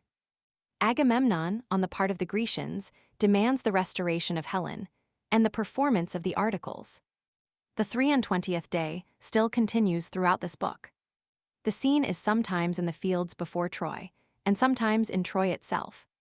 Thus by their leaders, care each martial band moves into ranks and stretches o'er the land. With shouts the Trojans, rushing from afar, proclaim their motions and provoke the war. So when inclement winters vex the plain with piercing frosts, or thick descending rain to warmer seas the cranes embodied fly, with noise and order through the midway sky, to pygmy nations wounds and death they bring, and all the war descends upon the wing. But silent, breathing rage, resolved and skilled by mutual aids to fix a doubtful field, swift march the Greeks. The rapid dust around darkening arises from the labored ground. Thus from his flaggy wings when notice sheds a night of vapors round the mountain heads, swift gliding mists the dusky fields invade, to thieves more grateful than the midnight shade, while scarce the swains their feeding flocks survey, lost and confused amidst the thickened day, so, wrapped in gathering dust, the Grecian train, a moving cloud, swept on and hid the plain. Now front to front the hostile armies stand, eager of fight and only wait command, when, to the van, before the sons of fame whom Troy sent forth, the beauteous Paris came, in form a god. The panther's speckled hide flowed o'er his armor with an easy pride. His bended bow across his shoulders flung, his sword beside him negligently hung. 2 pointed spears he shook with gallant grace, and dared the bravest of the Grecian race. As thus, with glorious air and proud disdain, he boldly stalked, the foremost on the plain him Menelaus, loved of Mars, espies with heart elated and with joyful eyes. So joys a lion if the branching deer, or mountain goat, his bulky prize, appear, eager he seizes and devours the slain, pressed by bold youths and baying dogs in vain. Thus fond of vengeance, with a furious bound in clanging arms he leaps upon the ground from his high chariot. Him, approaching near, the beauteous champion views with marks of fear, smit with a conscious sense, retires behind, and shuns the fate he well deserved to find. As when some shepherd, from the rustling trees shot forth to view, a scaly serpent sees, trembling and pale, he starts with wild affright and all confused precipitates his flight. So from the king the shining warrior flies, and plunged amid the thickest Trojans lies. As godlike Hector sees the prince retreat, he thus upbraids him with a generous heat, unhappy Paris. But to women brave, so fairly formed, and only to deceive. Oh, hadst thou died when first thou saw'st the light, or died at least before thy nuptial rite. A better fate than vainly thus to boast, and fly, the scandal of thy Trojan host. Gods, how the scornful Greeks exult to see their fears of danger undeceived in thee. Thy figure promised with a martial air, but ill thy soul supplies a form so fair.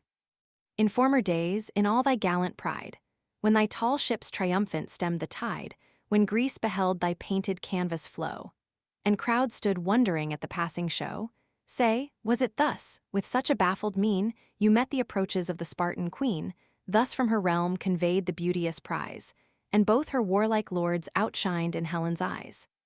This deed thy foes delight, thy own disgrace, thy father's grief, and ruin of thy race. This deed recalls thee to the proffered fight, or hast thou injured whom thou darst not right?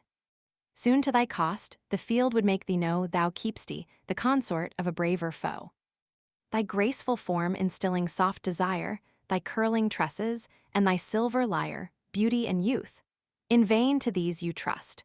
When youth and beauty shall be laid in dust, Troy yet may wake, and one avenging blow crush the dire author of his country's woe. His silence here with blushes Paris breaks. "'Tis just, my brother, what your anger speaks, but who like thee can boast a soul sedate, so firmly proof to all the shocks of fate?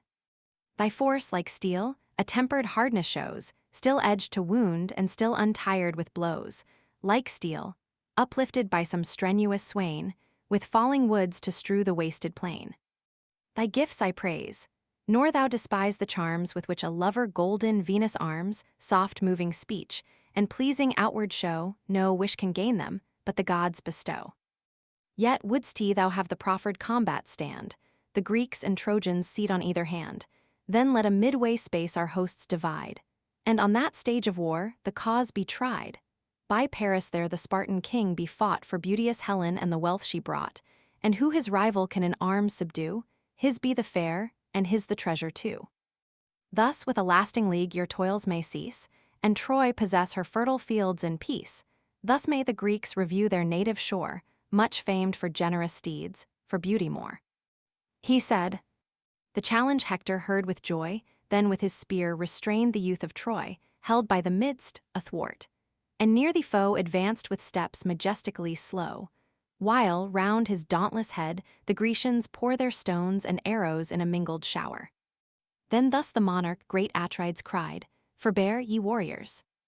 Lay the darts aside, a parley Hector asks, a message bears, we know him by the various plume he wears." Awed by his high command the Greeks attend, the tumult silence and the fight suspend. While from the center Hector rolls his eyes on either host, and thus to both applies. "Hear, all ye Trojan, all ye Grecian bands, what Paris, author of the war, demands. Your shining swords within the sheath restrain, and pitch your lances in the yielding plain. Here in the midst, in either army's sight, he dares the Spartan king to single fight, and wills that Helen and the ravished spoil, that caused the contest, shall reward the toil. Let these the brave triumphant victor grace, and different nations part in leagues of peace." He spoke, in still suspense on either side each army stood. The Spartan chief replied, "Me too, ye warriors here, whose fatal right a world engages in the toils of fight. To me the labor of the field resign, me Paris injured, all the war be mine. Fall he that must, beneath his rival's arms, and live the rest, secure of future harms. 2 lambs, devoted by your country's right, to earth a sable, to the sun a white, prepare, ye Trojans. While a 3rd we bring select to Jove, the inviolable king. Let reverend Priam in the truce engage, and add the sanction of considerate age. His sons are faithless, headlong in debate, and youth itself an empty wavering state. Cool age advances, venerably wise, turns on all hands its deep discerning eyes, sees what befell, and what may yet befall, concludes from both, and best provides for all. The nations here with rising hopes possessed, and peaceful prospects dawn in every breast.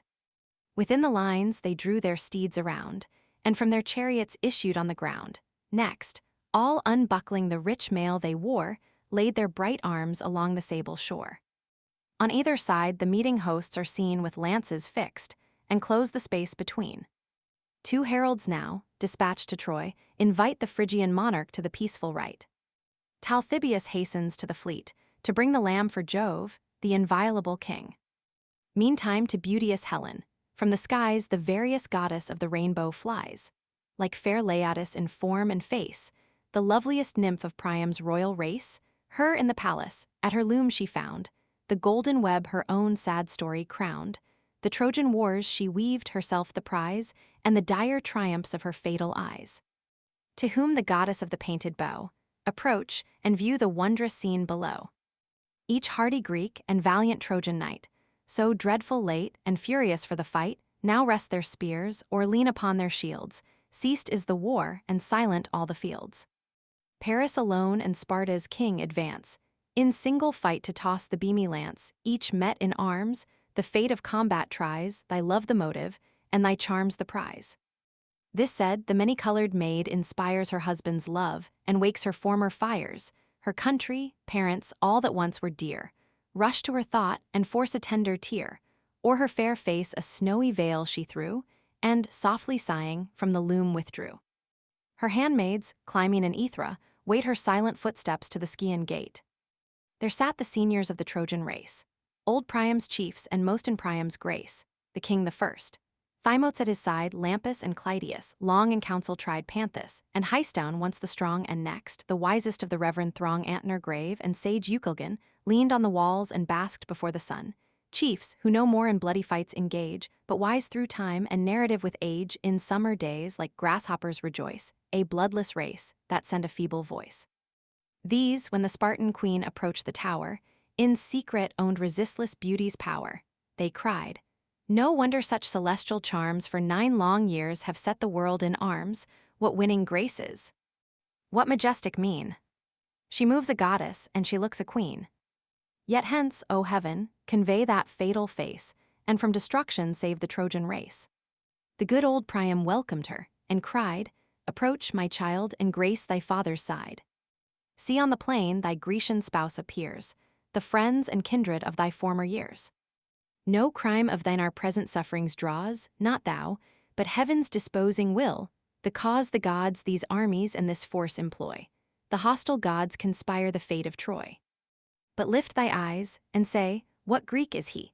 Far as from hence these aged orbs can see around whose brow such martial graces shine, so tall, so awful, and almost divine. Though some of larger stature tread the green, none match his grandeur and exalted mien. He seems a monarch, and his country's pride."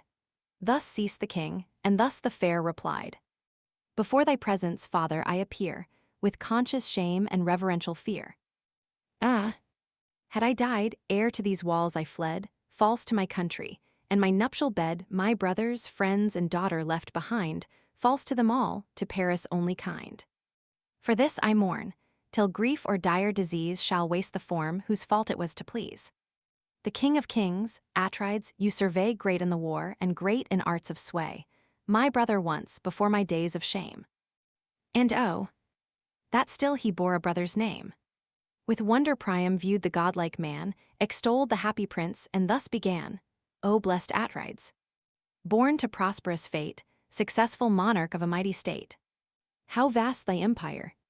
Of your matchless train what numbers lost, what numbers yet remain?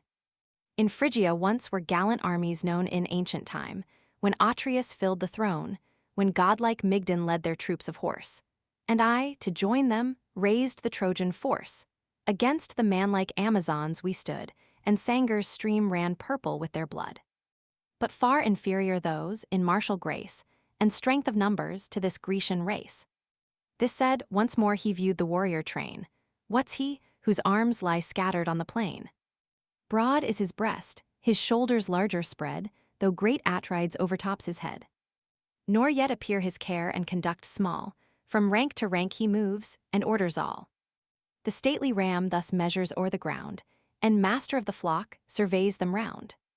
Then Helen thus, "Whom your discerning eyes have singled out, is Ithacus the wise. A barren island boasts his glorious birth, his fame for wisdom fills the spacious earth." Antenor took the word and thus began, "Myself, O king, have seen that wondrous man when, trusting Jove and hospitable laws, to Troy he came, to plead the Grecian cause. Great Menelaus urged the same request. My house was honored with each royal guest. I knew their persons, and admired their parts, both brave in arms and both approved in arts. Erect the Spartan most engaged our view. Ulysses seated, greater reverence drew. When Atreus' son harangued the listening train, just was his sense, and his expression plain, his words succinct, yet full, without a fault. He spoke no more than just the thing he ought. But when Ulysses rose, in thought profound, his modest eyes he fixed upon the ground, as one unskilled or dumb, he seemed to stand, nor raised his head, nor stretched his sceptred hand. But when he speaks, what elocution flows! Soft as the fleeces of descending snows, the copious accents fall, with easy art, melting they fall and sink into the heart. Wondering we hear, and fixed in deep surprise, our ears refute the censure of our eyes. The king then asked, as yet the camp he viewed, "What chief is that, with giant strength endued, whose brawny shoulders and whose swelling chest and lofty stature far exceed the rest?" Ajax the great, the beauteous queen replied, himself a host, the Grecian strength and pride. See, bold Idomeneus' superior towers amid yon circle of his Cretan powers, great as a god. I saw him once before, with Menelaus on the Spartan shore. The rest I know, and could in order name, all valiant chiefs and men of mighty fame. Yet two are wanting of the numerous train, whom long my eyes have sought, but sought in vain, Castor and Pollux, first in martial force, one bold on foot and one renowned for horse. My brothers these, the same our native shore one house contained us, as one mother bore. Perhaps the chiefs, from warlike toils at ease, for distant Troy refused to sail the seas. Perhaps their sword some nobler quarrel draws, ashamed to combat in their sister's cause. So spoke the fair, nor knew her brother's doom, wrapped in the cold embraces of the tomb, adorned with honors in their native shore, silent they slept, and heard of wars no more. Meantime the heralds, through the crowded town, bring the rich wine and destined victims down. Idaeus' arms the golden goblets pressed, who thus the venerable king addressed, "Arise, O father of the Trojan state. The nations call, thy joyful people wait to seal the truce, and end the dire debate. Paris, thy son, and Sparta's king advance, in measured lists to toss the weighty lance, and who his rival shall in arms subdue, his be the dame, and his the treasure too. Thus with a lasting league our toils may cease, and Troy possess her fertile fields in peace. So shall the Greeks review their native shore, much famed for generous steeds, for beauty more." With grief he heard, and bade the chiefs prepare to join his milk-white coursers to the car. He mounts the seat, Antenor at his side. The gentle steeds through Scia's gates they guide.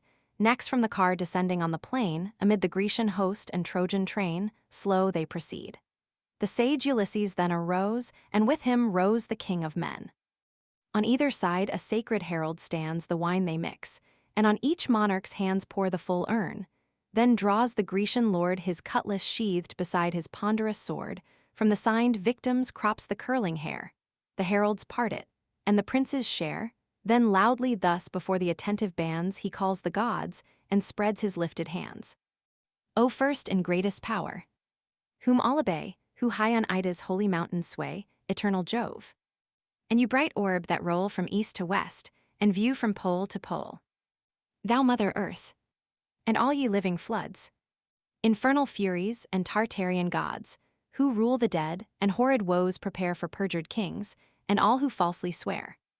Hear and be witness. If, by Paris slain, great Menelaus press the fatal plain, the dame and treasures let the Trojan keep, and Greece returning plough the watery deep. If by my brother's lance the Trojan bleed, be his the wealth and beauteous dame decreed. The appointed fine let Iliad justly pay, and every age record the signal day. This if the Phrygians shall refuse to yield, arms must revenge, and Mars decide the field." With that the chief the tender victims slew, and in the dust their bleeding bodies threw. The vital spirit issued at the wound, and left the members quivering on the ground. From the same urn they drink the mingled wine, and add libations to the powers divine. While thus their prayers united mount the sky, hear, mighty Jove. And hear, ye gods on high. And may their blood, who first the league confound, shed like this wine, disdain the thirsty ground. May all their consorts serve promiscuous lust, and all their lust be scattered as the dust. Thus either host their imprecations joined, which Jove refused, and mingled with the wind. The rites now finished, Reverend Priam rose, and thus expressed a heart o'ercharged with woes. "Ye Greeks and Trojans, let the chiefs engage, but spare the weakness of my feeble age. In yonder walls that object let me shun, nor view the danger of so dear a son. Whose arms shall conquer, and what prince shall fall, heaven only knows, for heaven disposes all." This said, the hoary king no longer stayed, but on his car the slaughtered victims laid, then seized the reins his gentle steeds to guide, and drove to Troy, Antenor at his side. Bold Hector and Ulysses now dispose the lists of combat, and the ground enclose, next to decide, by sacred lots prepare, who first shall launch his pointed spear in air. The people pray with elevated hands, and words like these are heard through all the bands. Immortal Jove, high heaven's superior Lord, on lofty Ida's holy mount adored. Whoe'er involved us in this dire debate, oh, give that author of the war to fate and shades eternal.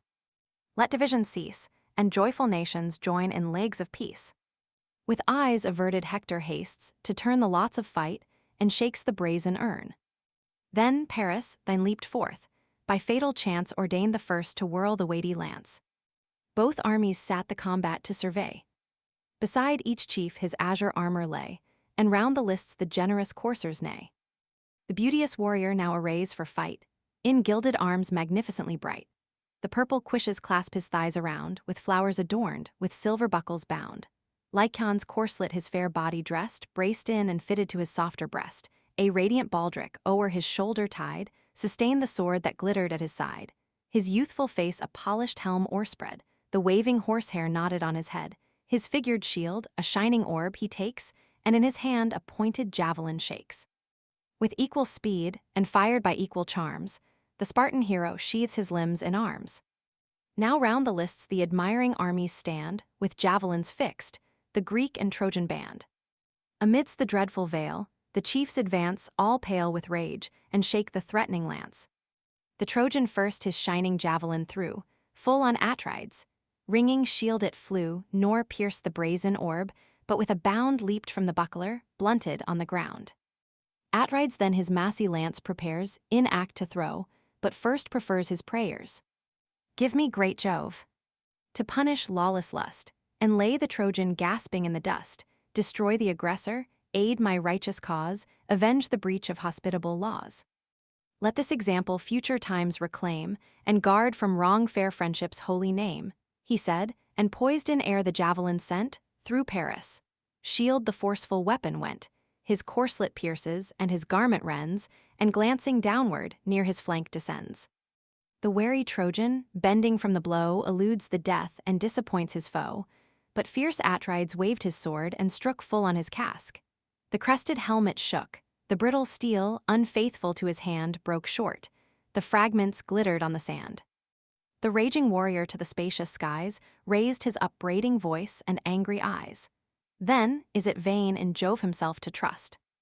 And is it thus the gods assist the just? When crimes provoke us, heaven success denies, the dart falls harmless, and the falchion flies. Furious he said, and towards the Grecian crew, seized by the crest, the unhappy warrior drew, struggling he followed, while the embroidered thong that tied his helmet dragged the chief along. Then had his ruin crowned Atrides' joy, but Venus trembled for the prince of Troy. Unseen she came, and burst the golden band, and left an empty helmet in his hand. The casque, enraged, amidst the Greeks he threw, the Greeks with smiles the polished trophy view. Then, as once more he lifts the deadly dart, in thirst of vengeance, at his rival's heart, the queen of love her favored champion shrouds, for gods can all things in a veil of clouds. Raised from the field the panting youth she led, and gently laid him on the bridal bed, with pleasing sweets his fainting sense renews, and all the dome perfumes with heavenly dews. Meantime the brightest of the female kind, the matchless Helen, o'er the walls reclined, to her, beset with Trojan beauties, came in borrowed form the laughter-loving dame. She seemed an ancient maid, well skilled to cull the snowy fleece and wind the twisted wool. The goddess softly shook her silken vest, that shed perfumes, and whispering thus addressed. Venus, disguised, inviting Helen to the chamber of Paris. Haste, happy nymph, for thee thy Paris calls, safe from the fight, in yonder lofty walls, fair as a god. With odors round him spread, he lies, and waits thee on the well-known bed, not like a warrior parted from the foe, but some gay dancer in the public show. She spoke, and Helen's secret soul was moved. She scorned the champion, but the man she loved. Fair Venus' neck, her eyes that sparkled fire, and breast, revealed the queen of soft desire. Struck with her presence, straight the lively red forsook her cheek, and trembling thus she said, "Then is it still thy pleasure to deceive? And woman's frailty always to believe? Say, to new nations must I cross the main, or carry wars to some soft Asian plain? For whom must Helen break her second vow? What other Paris is thy darling now? Left to Atrides, Victor in the strife, an odious conquest and a captive wife, hence let me sail, and if thy Paris bear my absence ill, let Venus ease his care. A handmaid goddess at his side to wait, renounce the glories of thy heavenly state.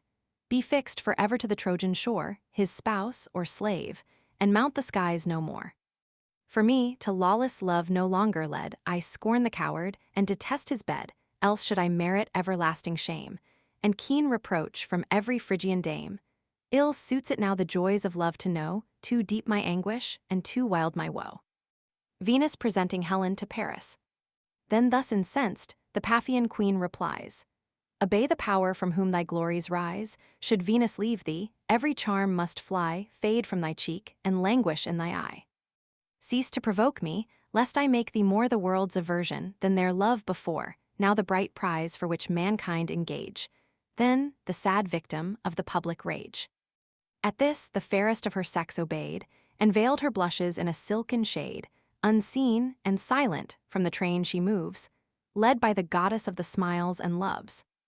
Arrived and entered at the palace gate, the maids officious round their mistress wait. Then, all dispersing, various tasks attend, the queen and goddess to the prince ascend.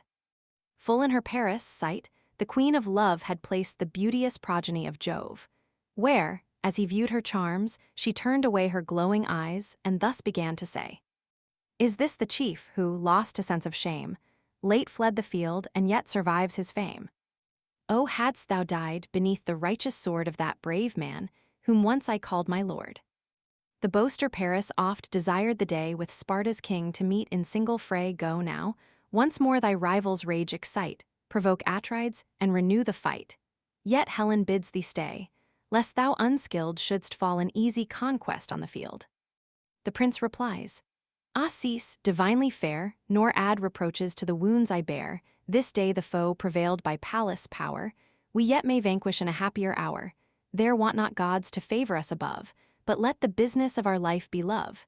These softer moments let delights employ, and kind embraces snatch the hasty joy. Not thus I loved thee, when from Sparta's shore my forced, my willing heavenly prize I bore, when first entranced in cranny's isle I lay, mixed with thy soul, and all dissolved away.